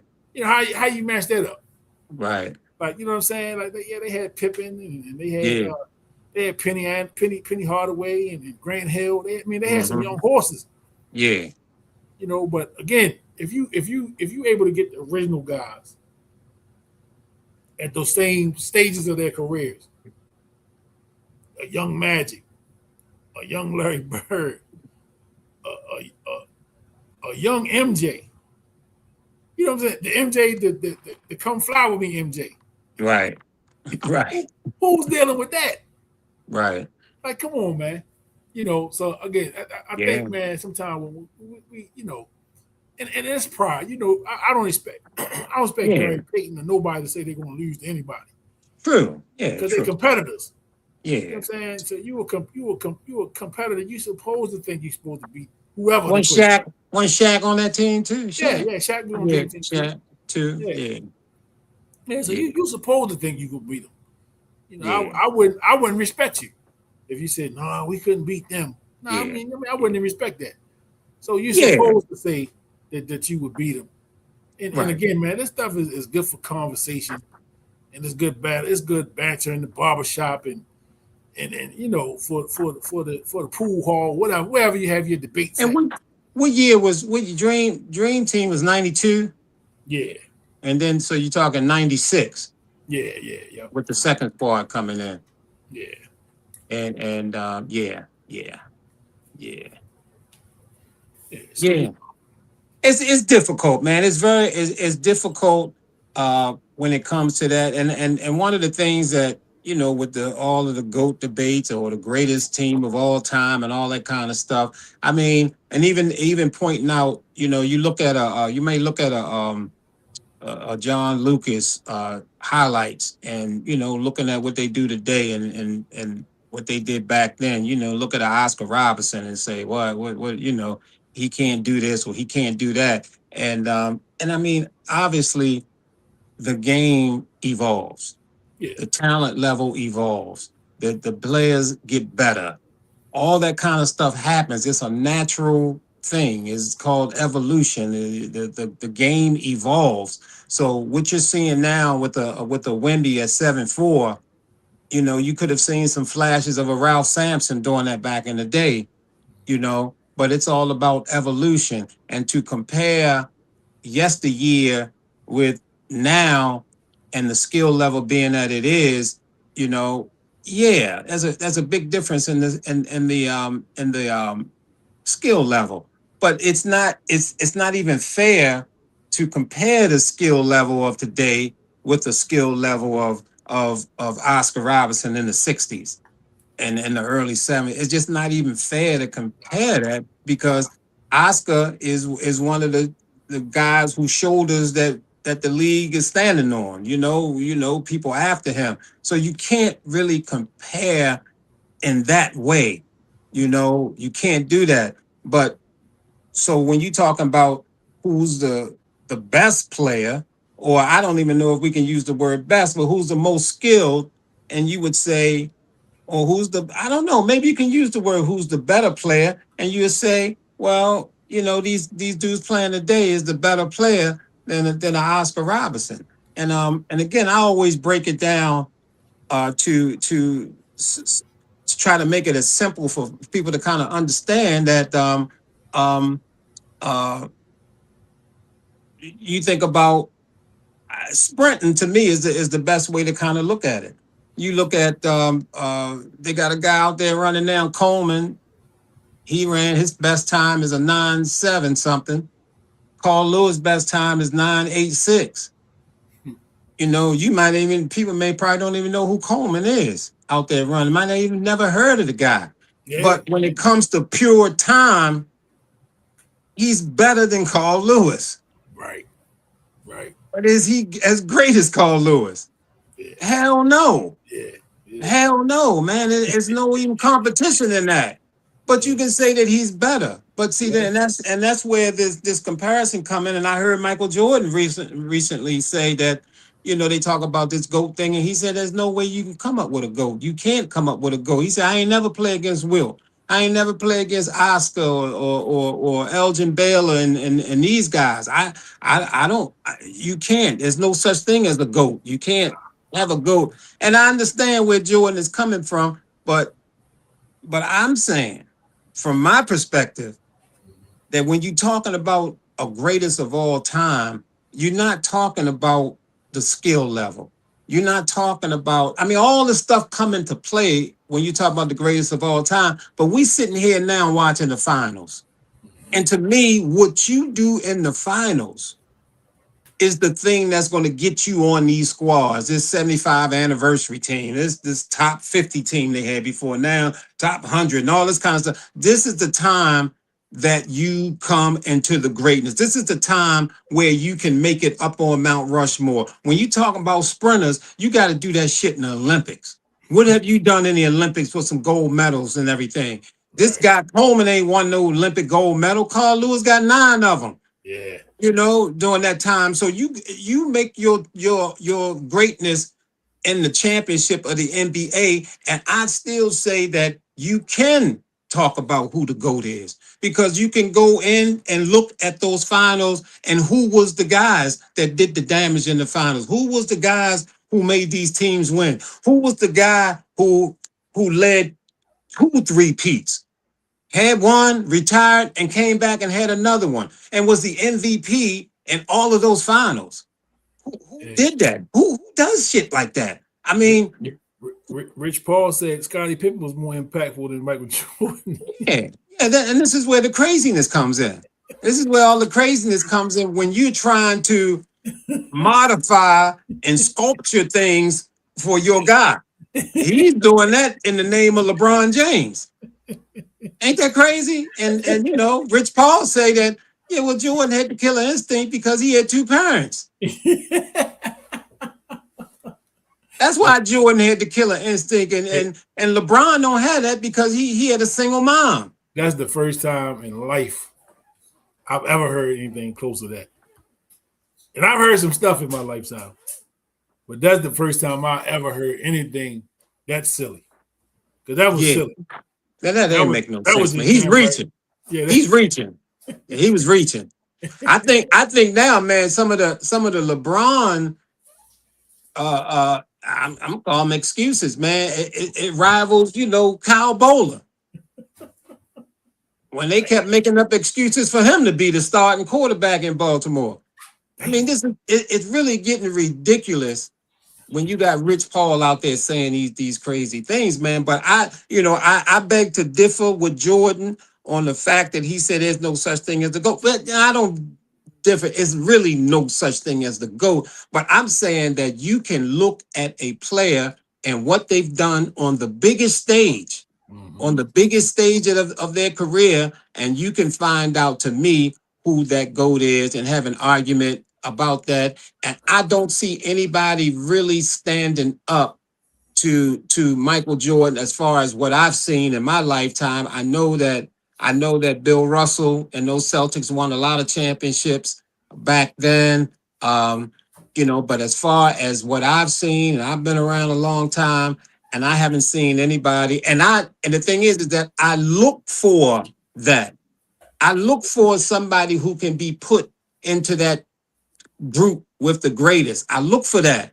And I just don't see anybody that not only did Jordan do that in the finals, the double three-peat, and was the MVP all times, he actually took the NBA and lifted it up higher than what Bird and Magic did during their time and all that greatness, Celtics, Lakers, Bird, Magic thing.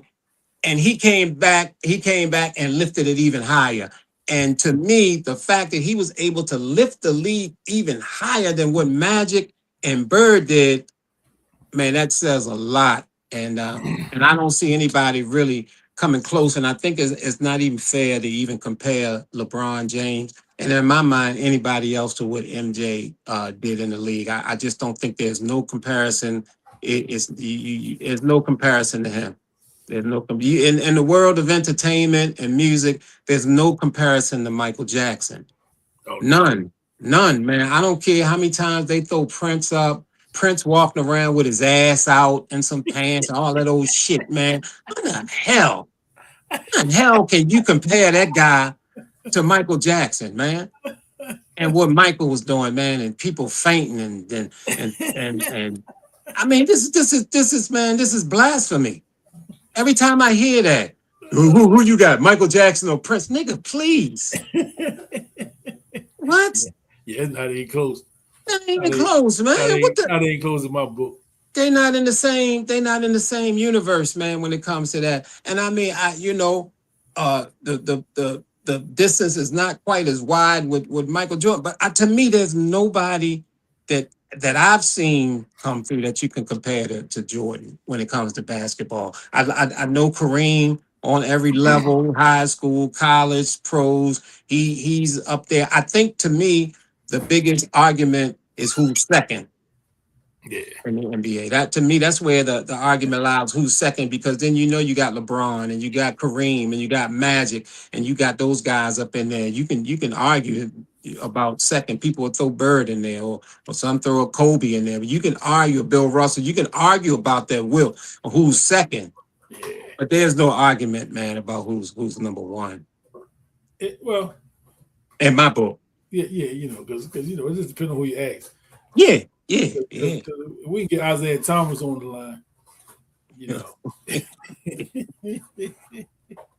know. He's gonna tell you he might have Mike Jordan in the top 10. Right. He might not have Yeah. Jordan in the top 3 no more. Jordan Nah. like 7 or 8. He dropping in Isaiah's list. Yeah, Yeah. I come on, Isaiah. Yeah. But Don't get me started on him. Lord have mercy. Lord have mercy. I just say the Rich Paul stuff, right? Yeah. Like you said, it was a stretch. I mean, he stretches like, remember Stretch Armstrong?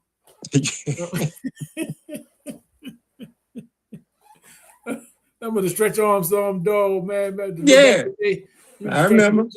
Way out here. So he reaching like that. One of the Fantastic Fours that had to stretch the dude.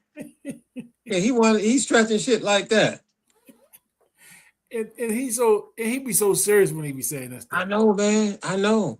I mean, he said that Scottie Pippen was more impactful, right, than Michael Jordan, and without Scottie Pippen, Mike would have been 0 for 6 in the finals. 0 for 6. Scottie Pippen now. Right. Now again, Scottie was a bad boy. Yes, he was, man. He was a Swiss Army knife at a very high level. Really high level. He did a lot of things very well. Yes. Right? He did a lot of things very well. Yes. But let's pump the brakes a little bit here. Yeah. Rich Paul. Now we know who signed your paychecks. Yeah. Yes. We know. Yes. Without LBJ, right, we probably wouldn't know who the hell Rich Paul is. We would not. And Rich Paul, you made a hell of a career on your own. LeBron kind of ushered you in. Yeah. And you've taken the reins and have built a hell of a career for yourself. But we know who got you started. We know where your loyalty lies. Absolutely. I wouldn't expect you to say nothing other than LeBron James is the GOAT. Right. Stop making excuses for it, though. Yeah, that's the problem. If you believe he's the GOAT, stand on it. But stop with the Scottie Pippen was the more impactful Chicago. We watched the Chicago Bulls play. We remember Scottie Pippen with the damn headaches. We remember that. Crucial game 7. And Scottie Pippen didn't average what he averaged like 15 points a game. So come on, man. How much impact? I think their assists is about the same. For Jordan and Pippen. I'm like, Pippen might have averaged like some percentages of a point higher than Mike career-wise. But come on, man. Because Mike is known as a scorer. He's known as a scorer. He put up some incredible scoring numbers. He put up some incredible scoring numbers. And there he is.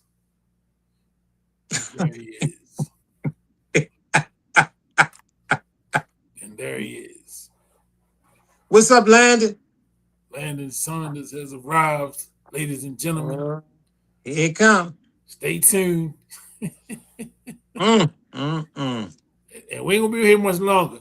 I don't know where he was coming from, but I know he probably broke the sound barrier getting home. Yeah. But Jordan is known as a scorer. Yeah. Because he put up some incredible numbers scoring.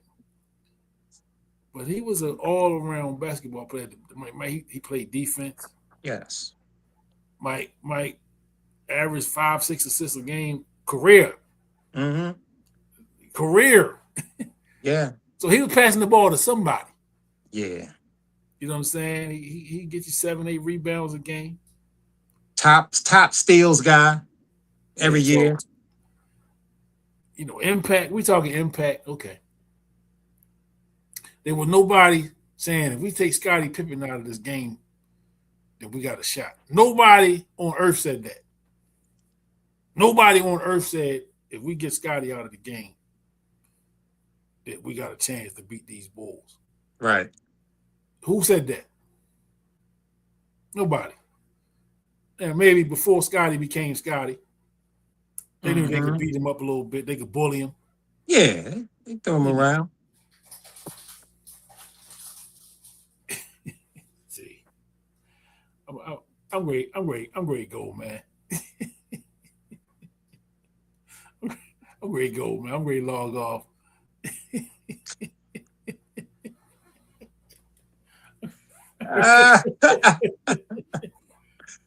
Oh man. This is yeah, okay, yeah. What up, Dean? Yeah, this is the this is the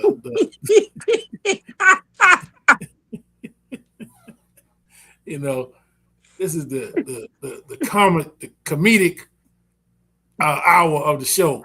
Yeah. But he don't know I'm about to pull a plug on him. Well, you might have to I don't know. Yeah, I'm gonna do the Sandman on him. And see, this is part of the genius of Landon Saunders, man. He's a genius when it comes to that. And we love him and we know how he can come. He was actually on here one time on the Sports Mix, and he caused some severe damage. Man, it took me a couple of days to get my back and my rib cage back from laughing at him on that episode. Yeah, man. I deal with this guy offline. I get some snipers thrown at me at least 3-4 times a week. Yeah. You know what I'm saying? The bullets just don't stop. Right. They don't stop with this guy. Yeah. Good guy though. Yeah, good guy though. Boy. As he would say, good guy, but a terrible human being.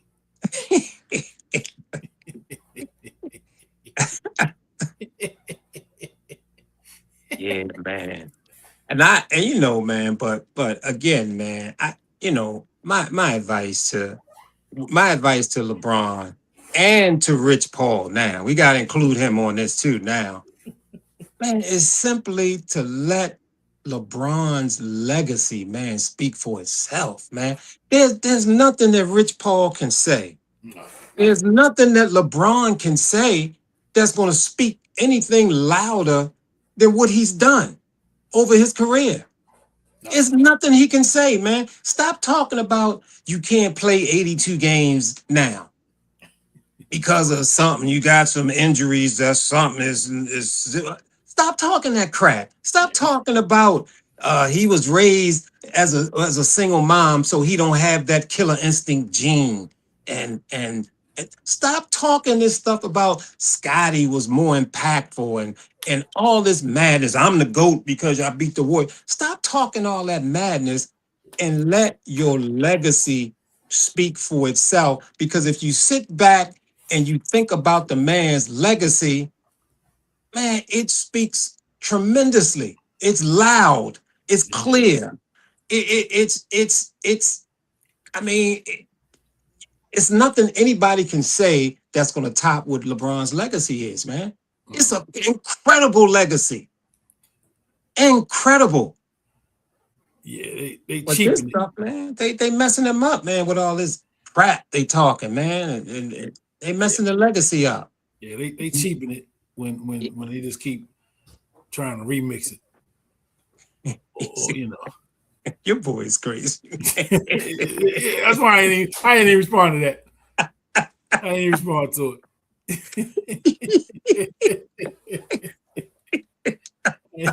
I ain't even respond to it.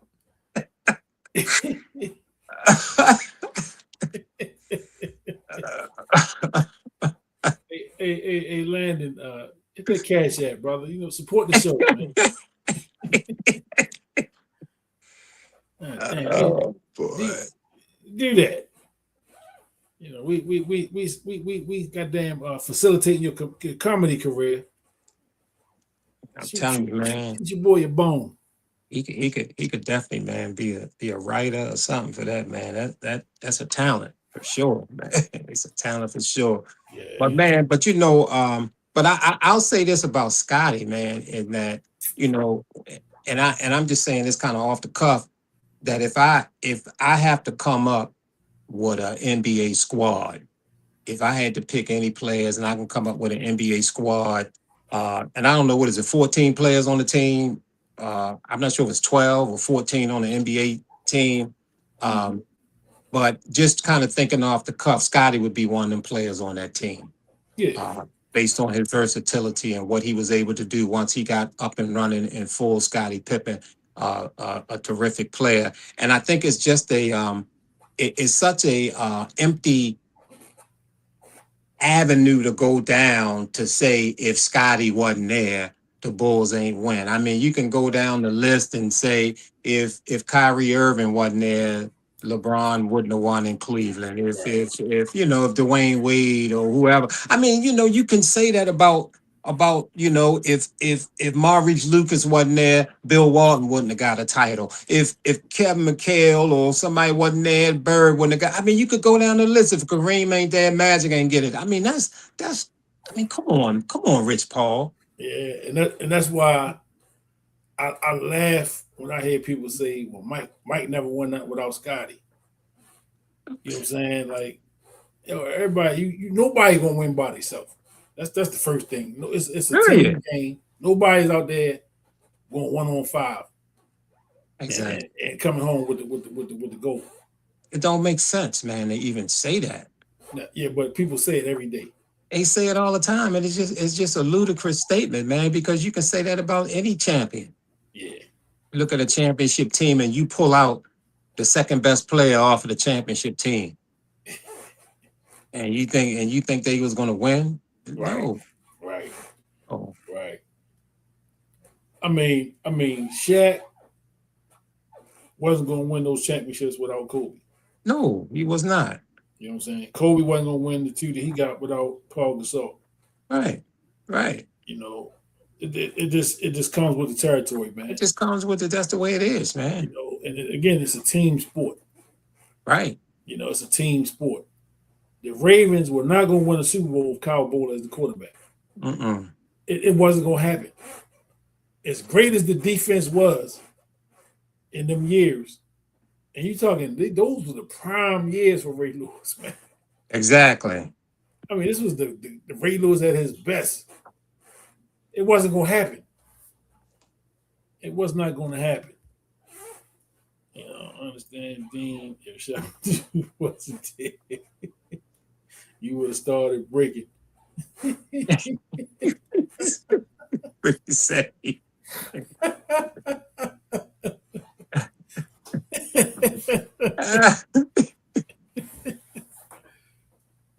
You didn't get your opportunity because Shabba-Doo was there. Shabba-Doo took the role. Took the role, man. You right. You could have been a star. You know what I mean? That's right. That's right. Yeah, you could have been a star. Yeah. You know, hey, opportunities come when they come. They come when they come, boy, I tell you. You know what I mean? And yeah. But yeah, man, I mean, I respect Rich Paul. You gotta ride with your guy. Yeah, and we like that. We like that. Yeah, I respect it, man. But we respect that. Yeah. But cut the crap, man. Yeah. Let's just put it. Let's just stop this stuff right away, right now. You're doing too much, as they say. Mm-hmm. You know what I'm saying, and you're starting to look silly. Yeah, you're looking bad, man. You know, because all right, I mean, he's saying Scottie Pippen was more impactful. I mean, I laughed when I heard that. But what did he say? What did he say? A couple weeks ago? Yeah, you know, Michael had two parents in the household, man. He had two parents, right? I mean, how much weed was he smoking? I don't know, man. when that thought came across his mind, he had to have been high as a motherfucker. It made me wonder, man, was he doing something more than weed? That's what I was wondering. And he was going in on it. He was going in. He said that man had two parents in the household, which made him more competitive. It gave him the killer instinct. That's where he got that killer gene from. LeBron don't have the killer gene, so Michael was selfish. Oh man. Yeah. Oh man. Yeah. Oh, man. Didn't Magic have two parents in the household? Yeah. And a bunch of siblings? Yeah. He was, yeah. He wasn't selfish. He liked to pass that thing too. Yeah, he was helping people. Yeah. Yeah, he was helping people out. A lot of assists. Yeah. So that didn't work for Magic. That logic didn't work for Magic. It ain't work for Magic, what he was saying. Only for Jordan. Yeah, in that sense, yeah. Yeah. So that was yeah, man. Come on, Rich. Hey, Rich Paul, man, you need to let people know where you shop for your cannabis. They probably can make a lot of money. Right. Yeah. They probably make a lot of money. Yeah. If you give up your source, man. Yeah. Wherever you located, man, they'll come to you to get it. Yeah. You said we right. make you say that. Yeah, man. We don't hit like that. we don't hit like that. He was taking something else that had him talking like that. Yeah. Well, you know, I know your thought process. You know, you definitely had some out there thoughts when you up in them clouds. Yeah. You know what I mean? But yeah, he took it a little too far. Yeah, he went somewhere else with it. He took it coming from a one-parent home to make a player hungrier. You would think. Yeah. You would think, but apparently not in LeBron's case. Right.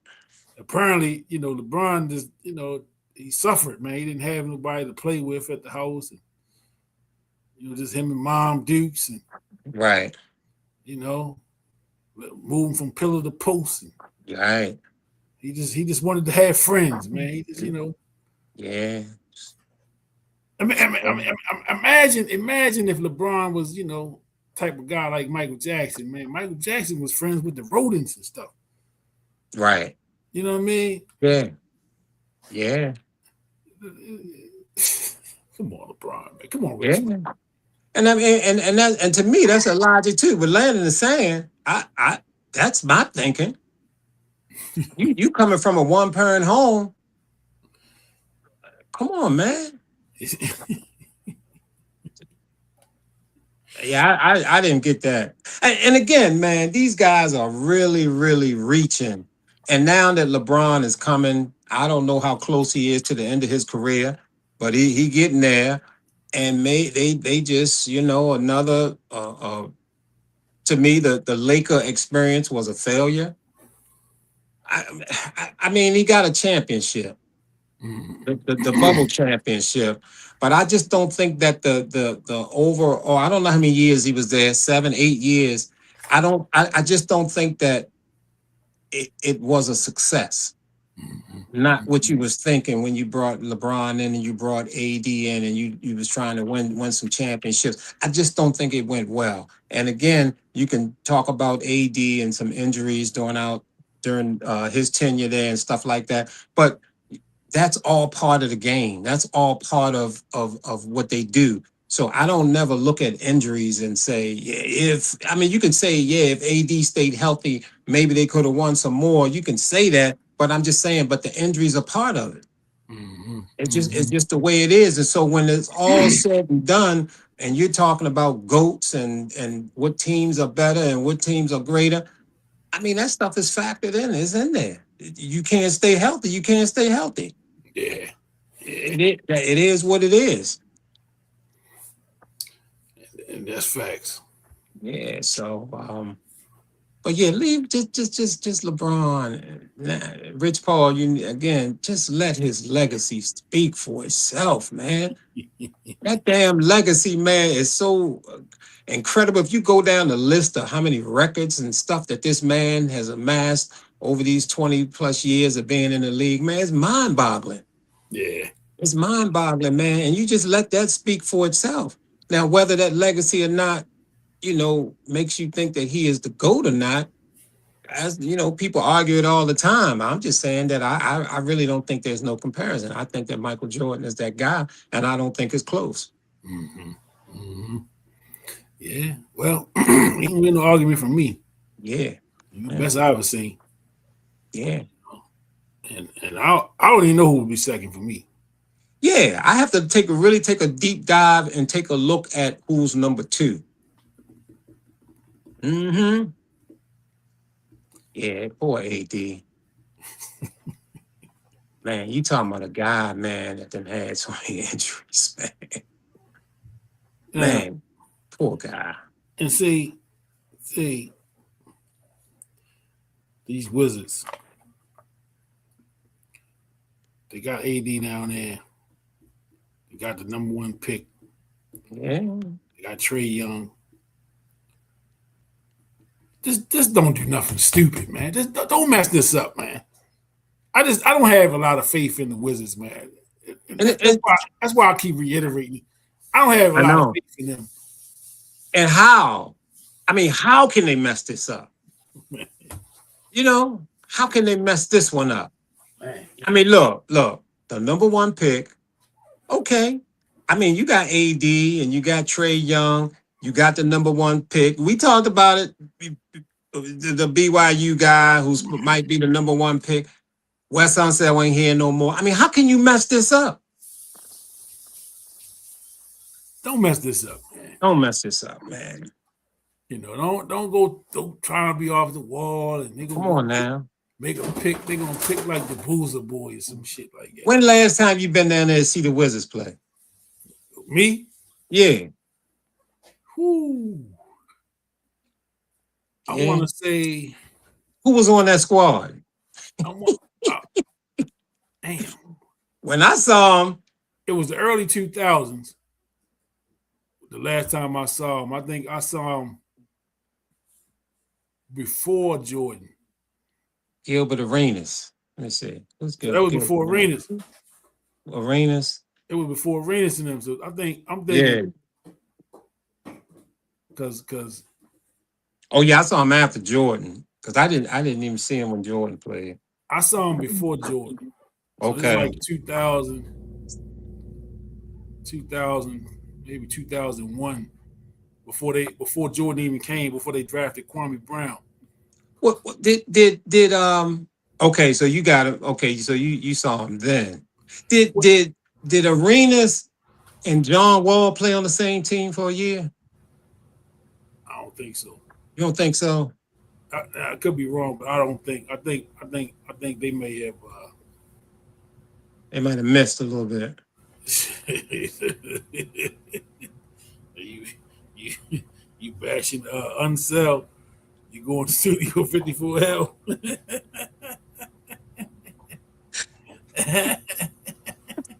Big West. Yeah. I think if they did, Arenas was hurt. Yeah, something like that. I don't think they played together. I think they got Arenas up out of there. Yeah. When they got now, was John Wall was the number 1 overall pick? I think he was. I think he was. Man, I ain't got my laptop with me, man, to go research some of that stuff, man. But when Dwight Howard was playing with Orlando when I saw him, because that's who I saw him play. Yeah, I think he came after. He came to replace Arena. Yeah, he was the number 1 overall pick in the 2010 draft. Yeah. 2010. Okay. So that's probably the last time I saw him. It had to be around 2010 or 11. I can't even remember who was on the squad when I went to see him. Yeah. I don't believe Kwame Brown was on the team. I think I went to a preseason game. Okay. Okay. So Yeah. and somebody gave me the tickets. You know what I'm saying? So, Yeah. Wall was out injured. He didn't play that game that I went. yeah. He was out and didn't play that game. And they played Orlando Magic. Dwight Howard was on the squad. And but we talking, and if the Wizards do this thing right, I would go down there to see if AD is there healthy and Trey Young and the French guy, the 7-footer Sar, and whoever this number one pick be. I would go down there and watch them. So Yeah. just don't mess this up. Come on, man. Don't Come mess on, this up, please. don't mess this up, man. Please. Because Yeah, they're no, gonna hear about it here. they're gonna hear about it, man. Don't mess it up. Please don't. No, Please come don't. on with us. Come on. Hey, I might even buy a ticket. That's what I'm talking about. See, that's what I'm talking about. They already got new fans coming. They already got people who looking forward to maybe going down there to see him. Yeah, don't mess this up. Did you think about going down there to see them this year No. or last year or the year before? No, not once. I haven't even tried to find them on TV. I ain't even been wanting to see him on TV. I have watched him. Yeah, I haven't because I don't get the sports channel that they come on. Nah, man. I haven't even looked into seeing how I could get it. Right. And no reason. Yeah. That says a whole lot. Yeah. Because in the Wizards. Yeah. The last few years. Right. So they the closest thing we got. Yeah. Yeah, they 30, 40 minutes away from us. Yeah, we ain't got nobody else, so We hope they're good. Yeah, just don't mess it up. Just don't mess it up, man. Just don't mess it up. Yeah, have we said that we don't want them to mess this up? Because if we didn't, don't mess this up. Don't mess this up. Come on now. Yeah, we pulling for the Wizards, man. Come on. Yeah, that's right. Yeah, please don't mess this up. You yeah. We done been over it. I'm not going to stay on it. Here come another dagger.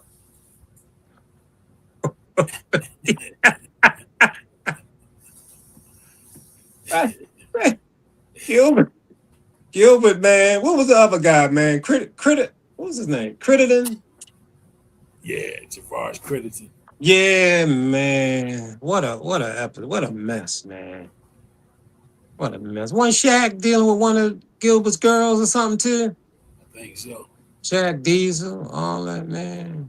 Then you go to a game with both your middle names are crime, and crime you don't pay.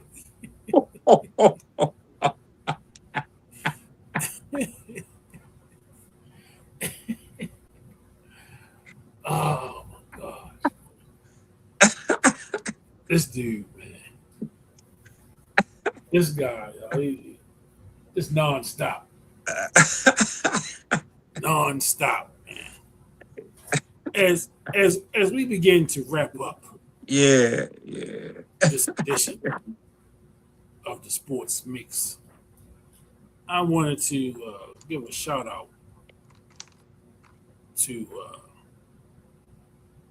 one of my former players, young man I coached, like 12 under, 14 under, reached out to me a couple of weeks ago. Just because, just wanted to thank me for the time that I spent, tutoring and coaching them up in basketball. And I've been around them for some years, just outside of coaching, just from being around. I'll tell you off air who the connection was.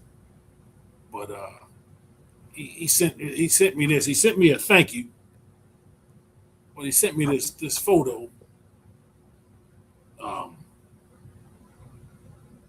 And I was, man,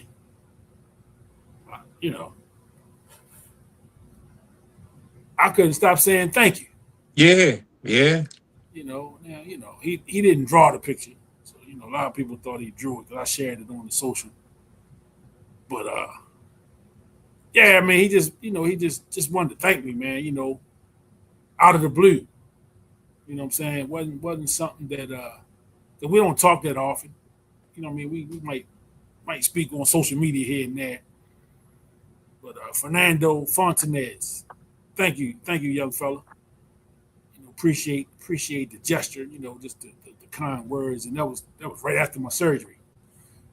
So I don't think he even knew that I was in the surgery. Yeah, yeah. I don't think that he knew. Shout out to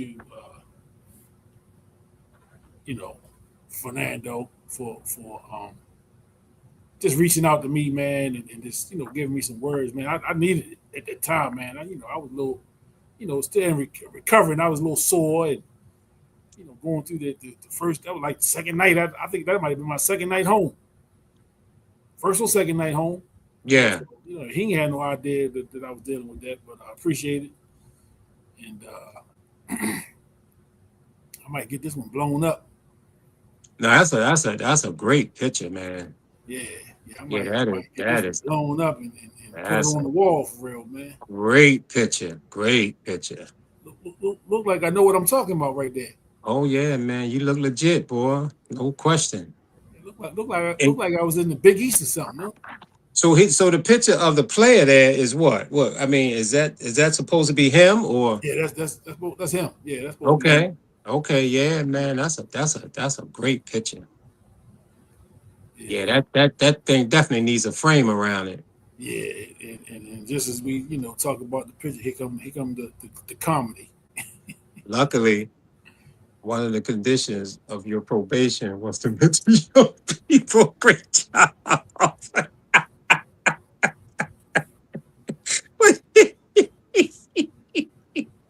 Man, Landon know how to come at an angle, boy. He gonna.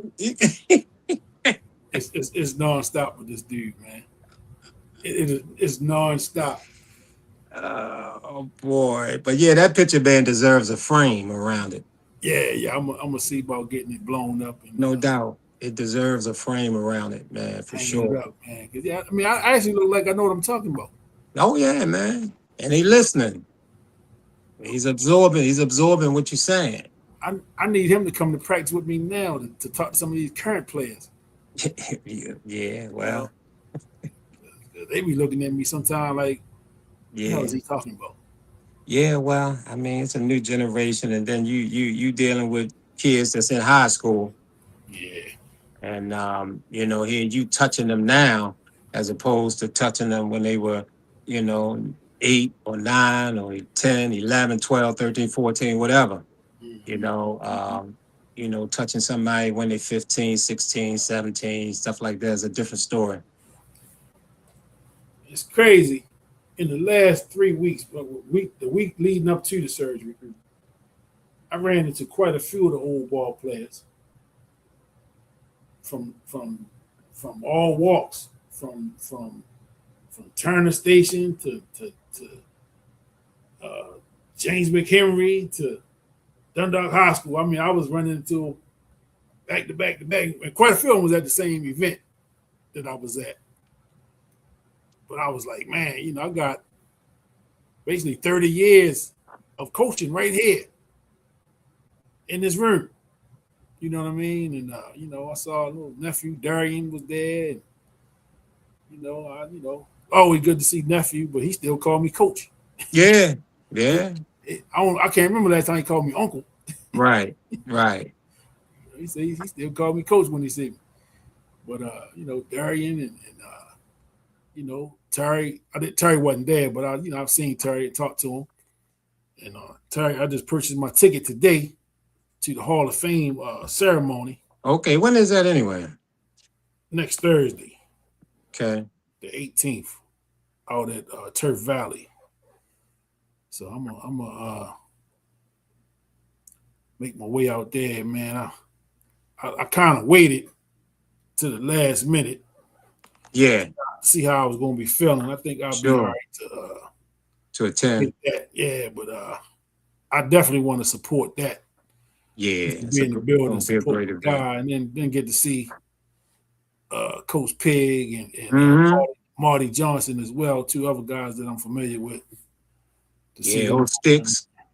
sticks, yeah, man. So they Yeah, got a nice class going then. real nice class, man.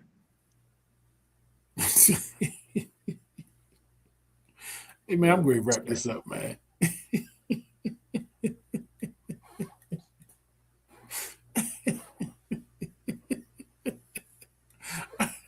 I'm going to wrap this up, man.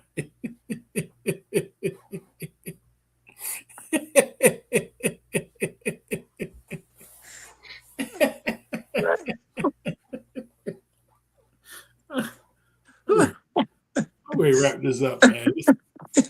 And I'll give this dude 5 more minutes. He just gonna keep slinging the daggers. Yeah, You yeah. know. And see, y'all have to know that he didn't know that this picture was gonna be shown. Right. Landon don't know what we're gonna be talking about. Yeah, he So pretty much. when he coming up with this stuff, I mean it's all fresh stuff. He's a freestyle artist. He's freestyling. Look at this. Look at this.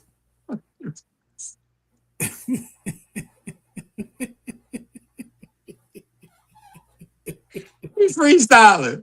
We throwing a beat out there. He freestyling. With all due disrespect.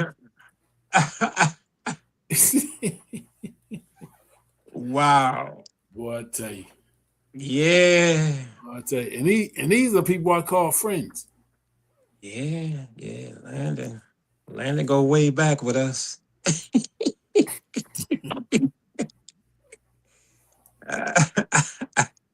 I wish I could share some of the things we talk about offline. But I'm working on building the audience. I don't want to scare nobody away. You don't Some of wanna the run conversations I have with this brother that's not for public consumption.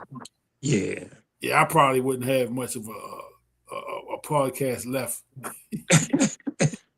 and that's with all due respect. Yeah. You know. But I appreciate him, man. He keep the show. Oh yeah, man. Keep the energy up. He's an integral part of this show for sure. Yeah, for sure. Yeah. For sure. So yeah, man, you know, I appreciate it. Everybody that tuned in this evening. You know, YouTube, Facebook, Instagram, all the people that tuned in on all the platforms, man. If you ain't following, hit the Instagram page up, the Sports Mix Podcast. The YouTube is the Sports Mix Podcast at Big Kenny 721. That's back there behind me. I don't know if y'all can see that. A little small, but Big Kenny 721 on YouTube. Hit that up. Hit that subscribe button over there on YouTube. Instagram, again, the Sports Mix Podcast. I'm also on TikTok. The Sports Mix Podcast on TikTok. Hit that up. Follow me over there. The finals. Game 4 is tomorrow. Big game back in New York, back in the Apple. Hoping for I'm pulling for the Knicks. I'm pulling for New York because it's been 50 years, man, since they won a championship. They're overdue in New York. Long time. The basketball team I'm talking about. I don't care nothing about the Giants or the Jets. Nah, I ain't think about that, man. Especially the Yankees and the Mets. I don't care nothing about them. But it's time for the Knicks, man. The Knicks, and if they can get one this year, they don't have to win for another 50. Yeah, it's been a long time, man. Yeah, I'll be good with that. Because I'm Red Holtzman. Yeah, was coaching then.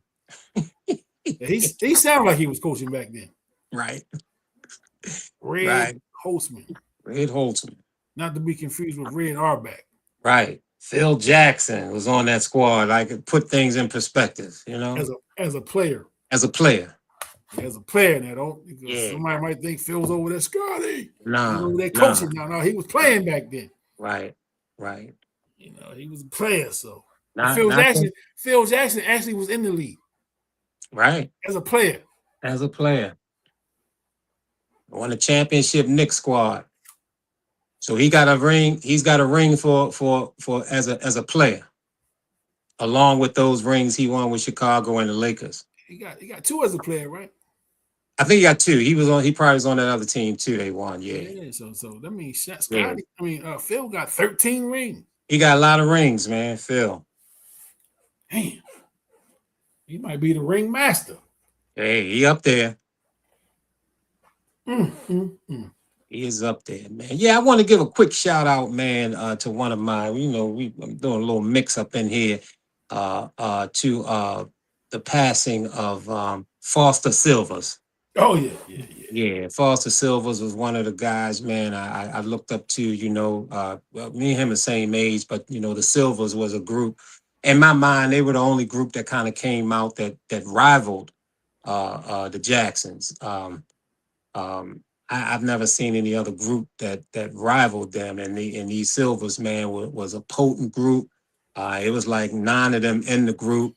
They had their sisters in the group with them. I did see them in concert. I saw them out at Painters Mill in concert. Foster Silvers was the youngest of the group. They did have a younger sibling who was kind of sickly and died early. That was not in the group. But Foster Silvers, man, was impactful. Man, he came out with the song "Misdemeanor" as a maybe 11-year-old or something like that. A lot of people done sampled that song. And of course, he wound up being in the group, the Silvers, and Leon, the oldest of the group.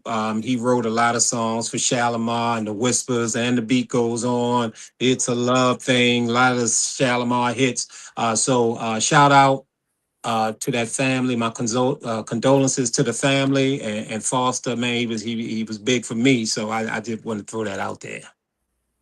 Apparently, you had the boogie fever. Yeah. Landon is crazy, man. That's just and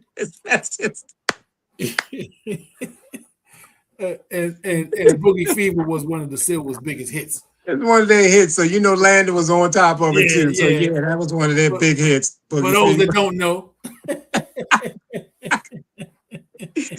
Oh man. Yes, I did. Yeah, he don't miss.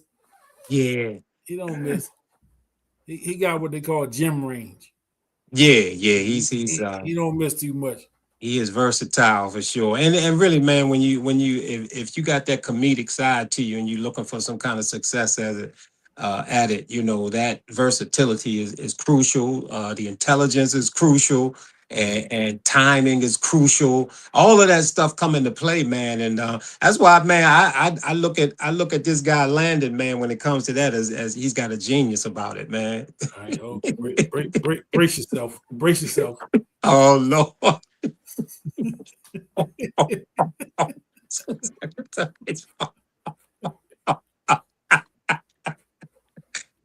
See, that's what I'm talking about. Timing. Oh boy. Oh, boy. Yeah. If I don't stop it now, it's just gonna continue. Yeah, it'll continue. It'll just continue. So yeah. Thank you again, everybody, for tuning in. Absolutely. It's been a good show. First show back after, a couple weeks off. Yeah, welcome back, man, for sure. Yeah, I appreciate it. Welcome back. Appreciate all the well wishes and the prayers and everything that people reached out to me over this time. I appreciate everybody for all of their support throughout. And I still not out the woods yet. Still got some recovery time to sure. Back right and get myself back where I need to be. But I'm on my way. I'm feeling better. Just doing the things the doctor's telling me to do, and just trying to make sure I take care of myself. Mm-hmm. So just want to make sure I'm here with the fam, the Sports Mix fam. My brother, appreciate you. Peace and blessings. Yes, sir. Landon. Likewise, Landon. But so we'll see by the time next Tuesday rolls around. There's a game 4 tomorrow. I think game 5 will be Saturday. And game 6 will be Monday. So we could potentially have a champion by the next Tuesday when we come back on. We could potentially have a champion, or we could be preparing for game 7. Yeah. You know, which that's which way I'm leaning. I want to see Game 7. You know, that's how I want to see it. So let's just hope that we have some good games these next couple games, and we'll be back next Tuesday to talk about what has happened. Yo, yeah. You know, Yep. whether it's over Yep. with by then or not, we will be Yeah. here to talk about it, Yeah.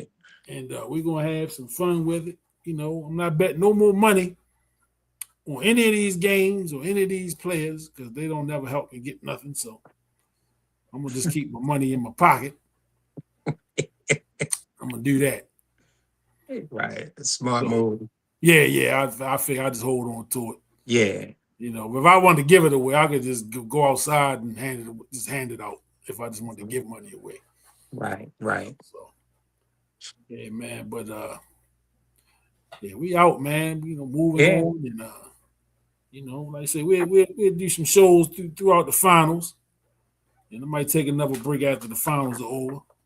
You know, because we gotta get ready for these Ravens, man, and Oh yeah, they coming. you know, they got a mandatory camp tomorrow. I heard. So you know, Lamar Jackson has been participating in these OTAs and the voluntary workouts and all that stuff. Right. So you know that's you know, I mean I don't have no I don't my I have the ultimate faith in Lamar Jackson as a player. Oh yeah, for sure. Whether he came to OTAs or not, Oh yeah, for sure. I don't have no doubts about Lamar Jackson. So. But I'm excited to see what the new version of the Ravens is going to look like with the new coach staff, and you know, some excitement there with the whole new staff and everything. He always got to get a parting shot. He stole the lead. You definitely not giving.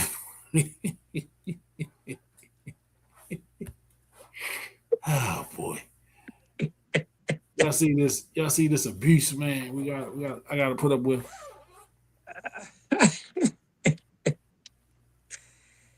Oh boy. Yeah, so we'll be back next Tuesday to talk about the finals. Oh yeah. The happening since today, you know. So again, we could be potentially talking about the champion or preparing for Game 7. So yeah. At this point, we got a series now. got a series. So man, if Got there's anything you want to see or hear, hit me up. And we can make it happen on the sports mix. So peace and blessings to everybody. Yeah. Enjoy the rest of your week. You know, it's almost summertime. It ain't even summertime yet. It's almost summertime. Right. You know? Yeah, and y'all, and Father's Day is coming up. That's coming up. Don't forget. Yeah, don't forget that. Now, please. You know, yeah, Father's Day is coming. So I need y'all to dig deep and take care of your daddies this year. These fathers need that love and respect. Yeah. And if you don't have a daddy if your daddy's no longer with you, I'll stand in. Yeah. You can give me what you're gonna give your daddy. Yeah. Only if you had a good relationship with him. Don't come over here with that. Oh, my father. I won't hear that. Right. Here we go. Let me close this out, man. Hey, y'all have a good rest of your week. Appreciate everybody, man, for tuning in. Peace. See y'all next time. Yeah, we out of here, man. This dude, man. This dude he just do not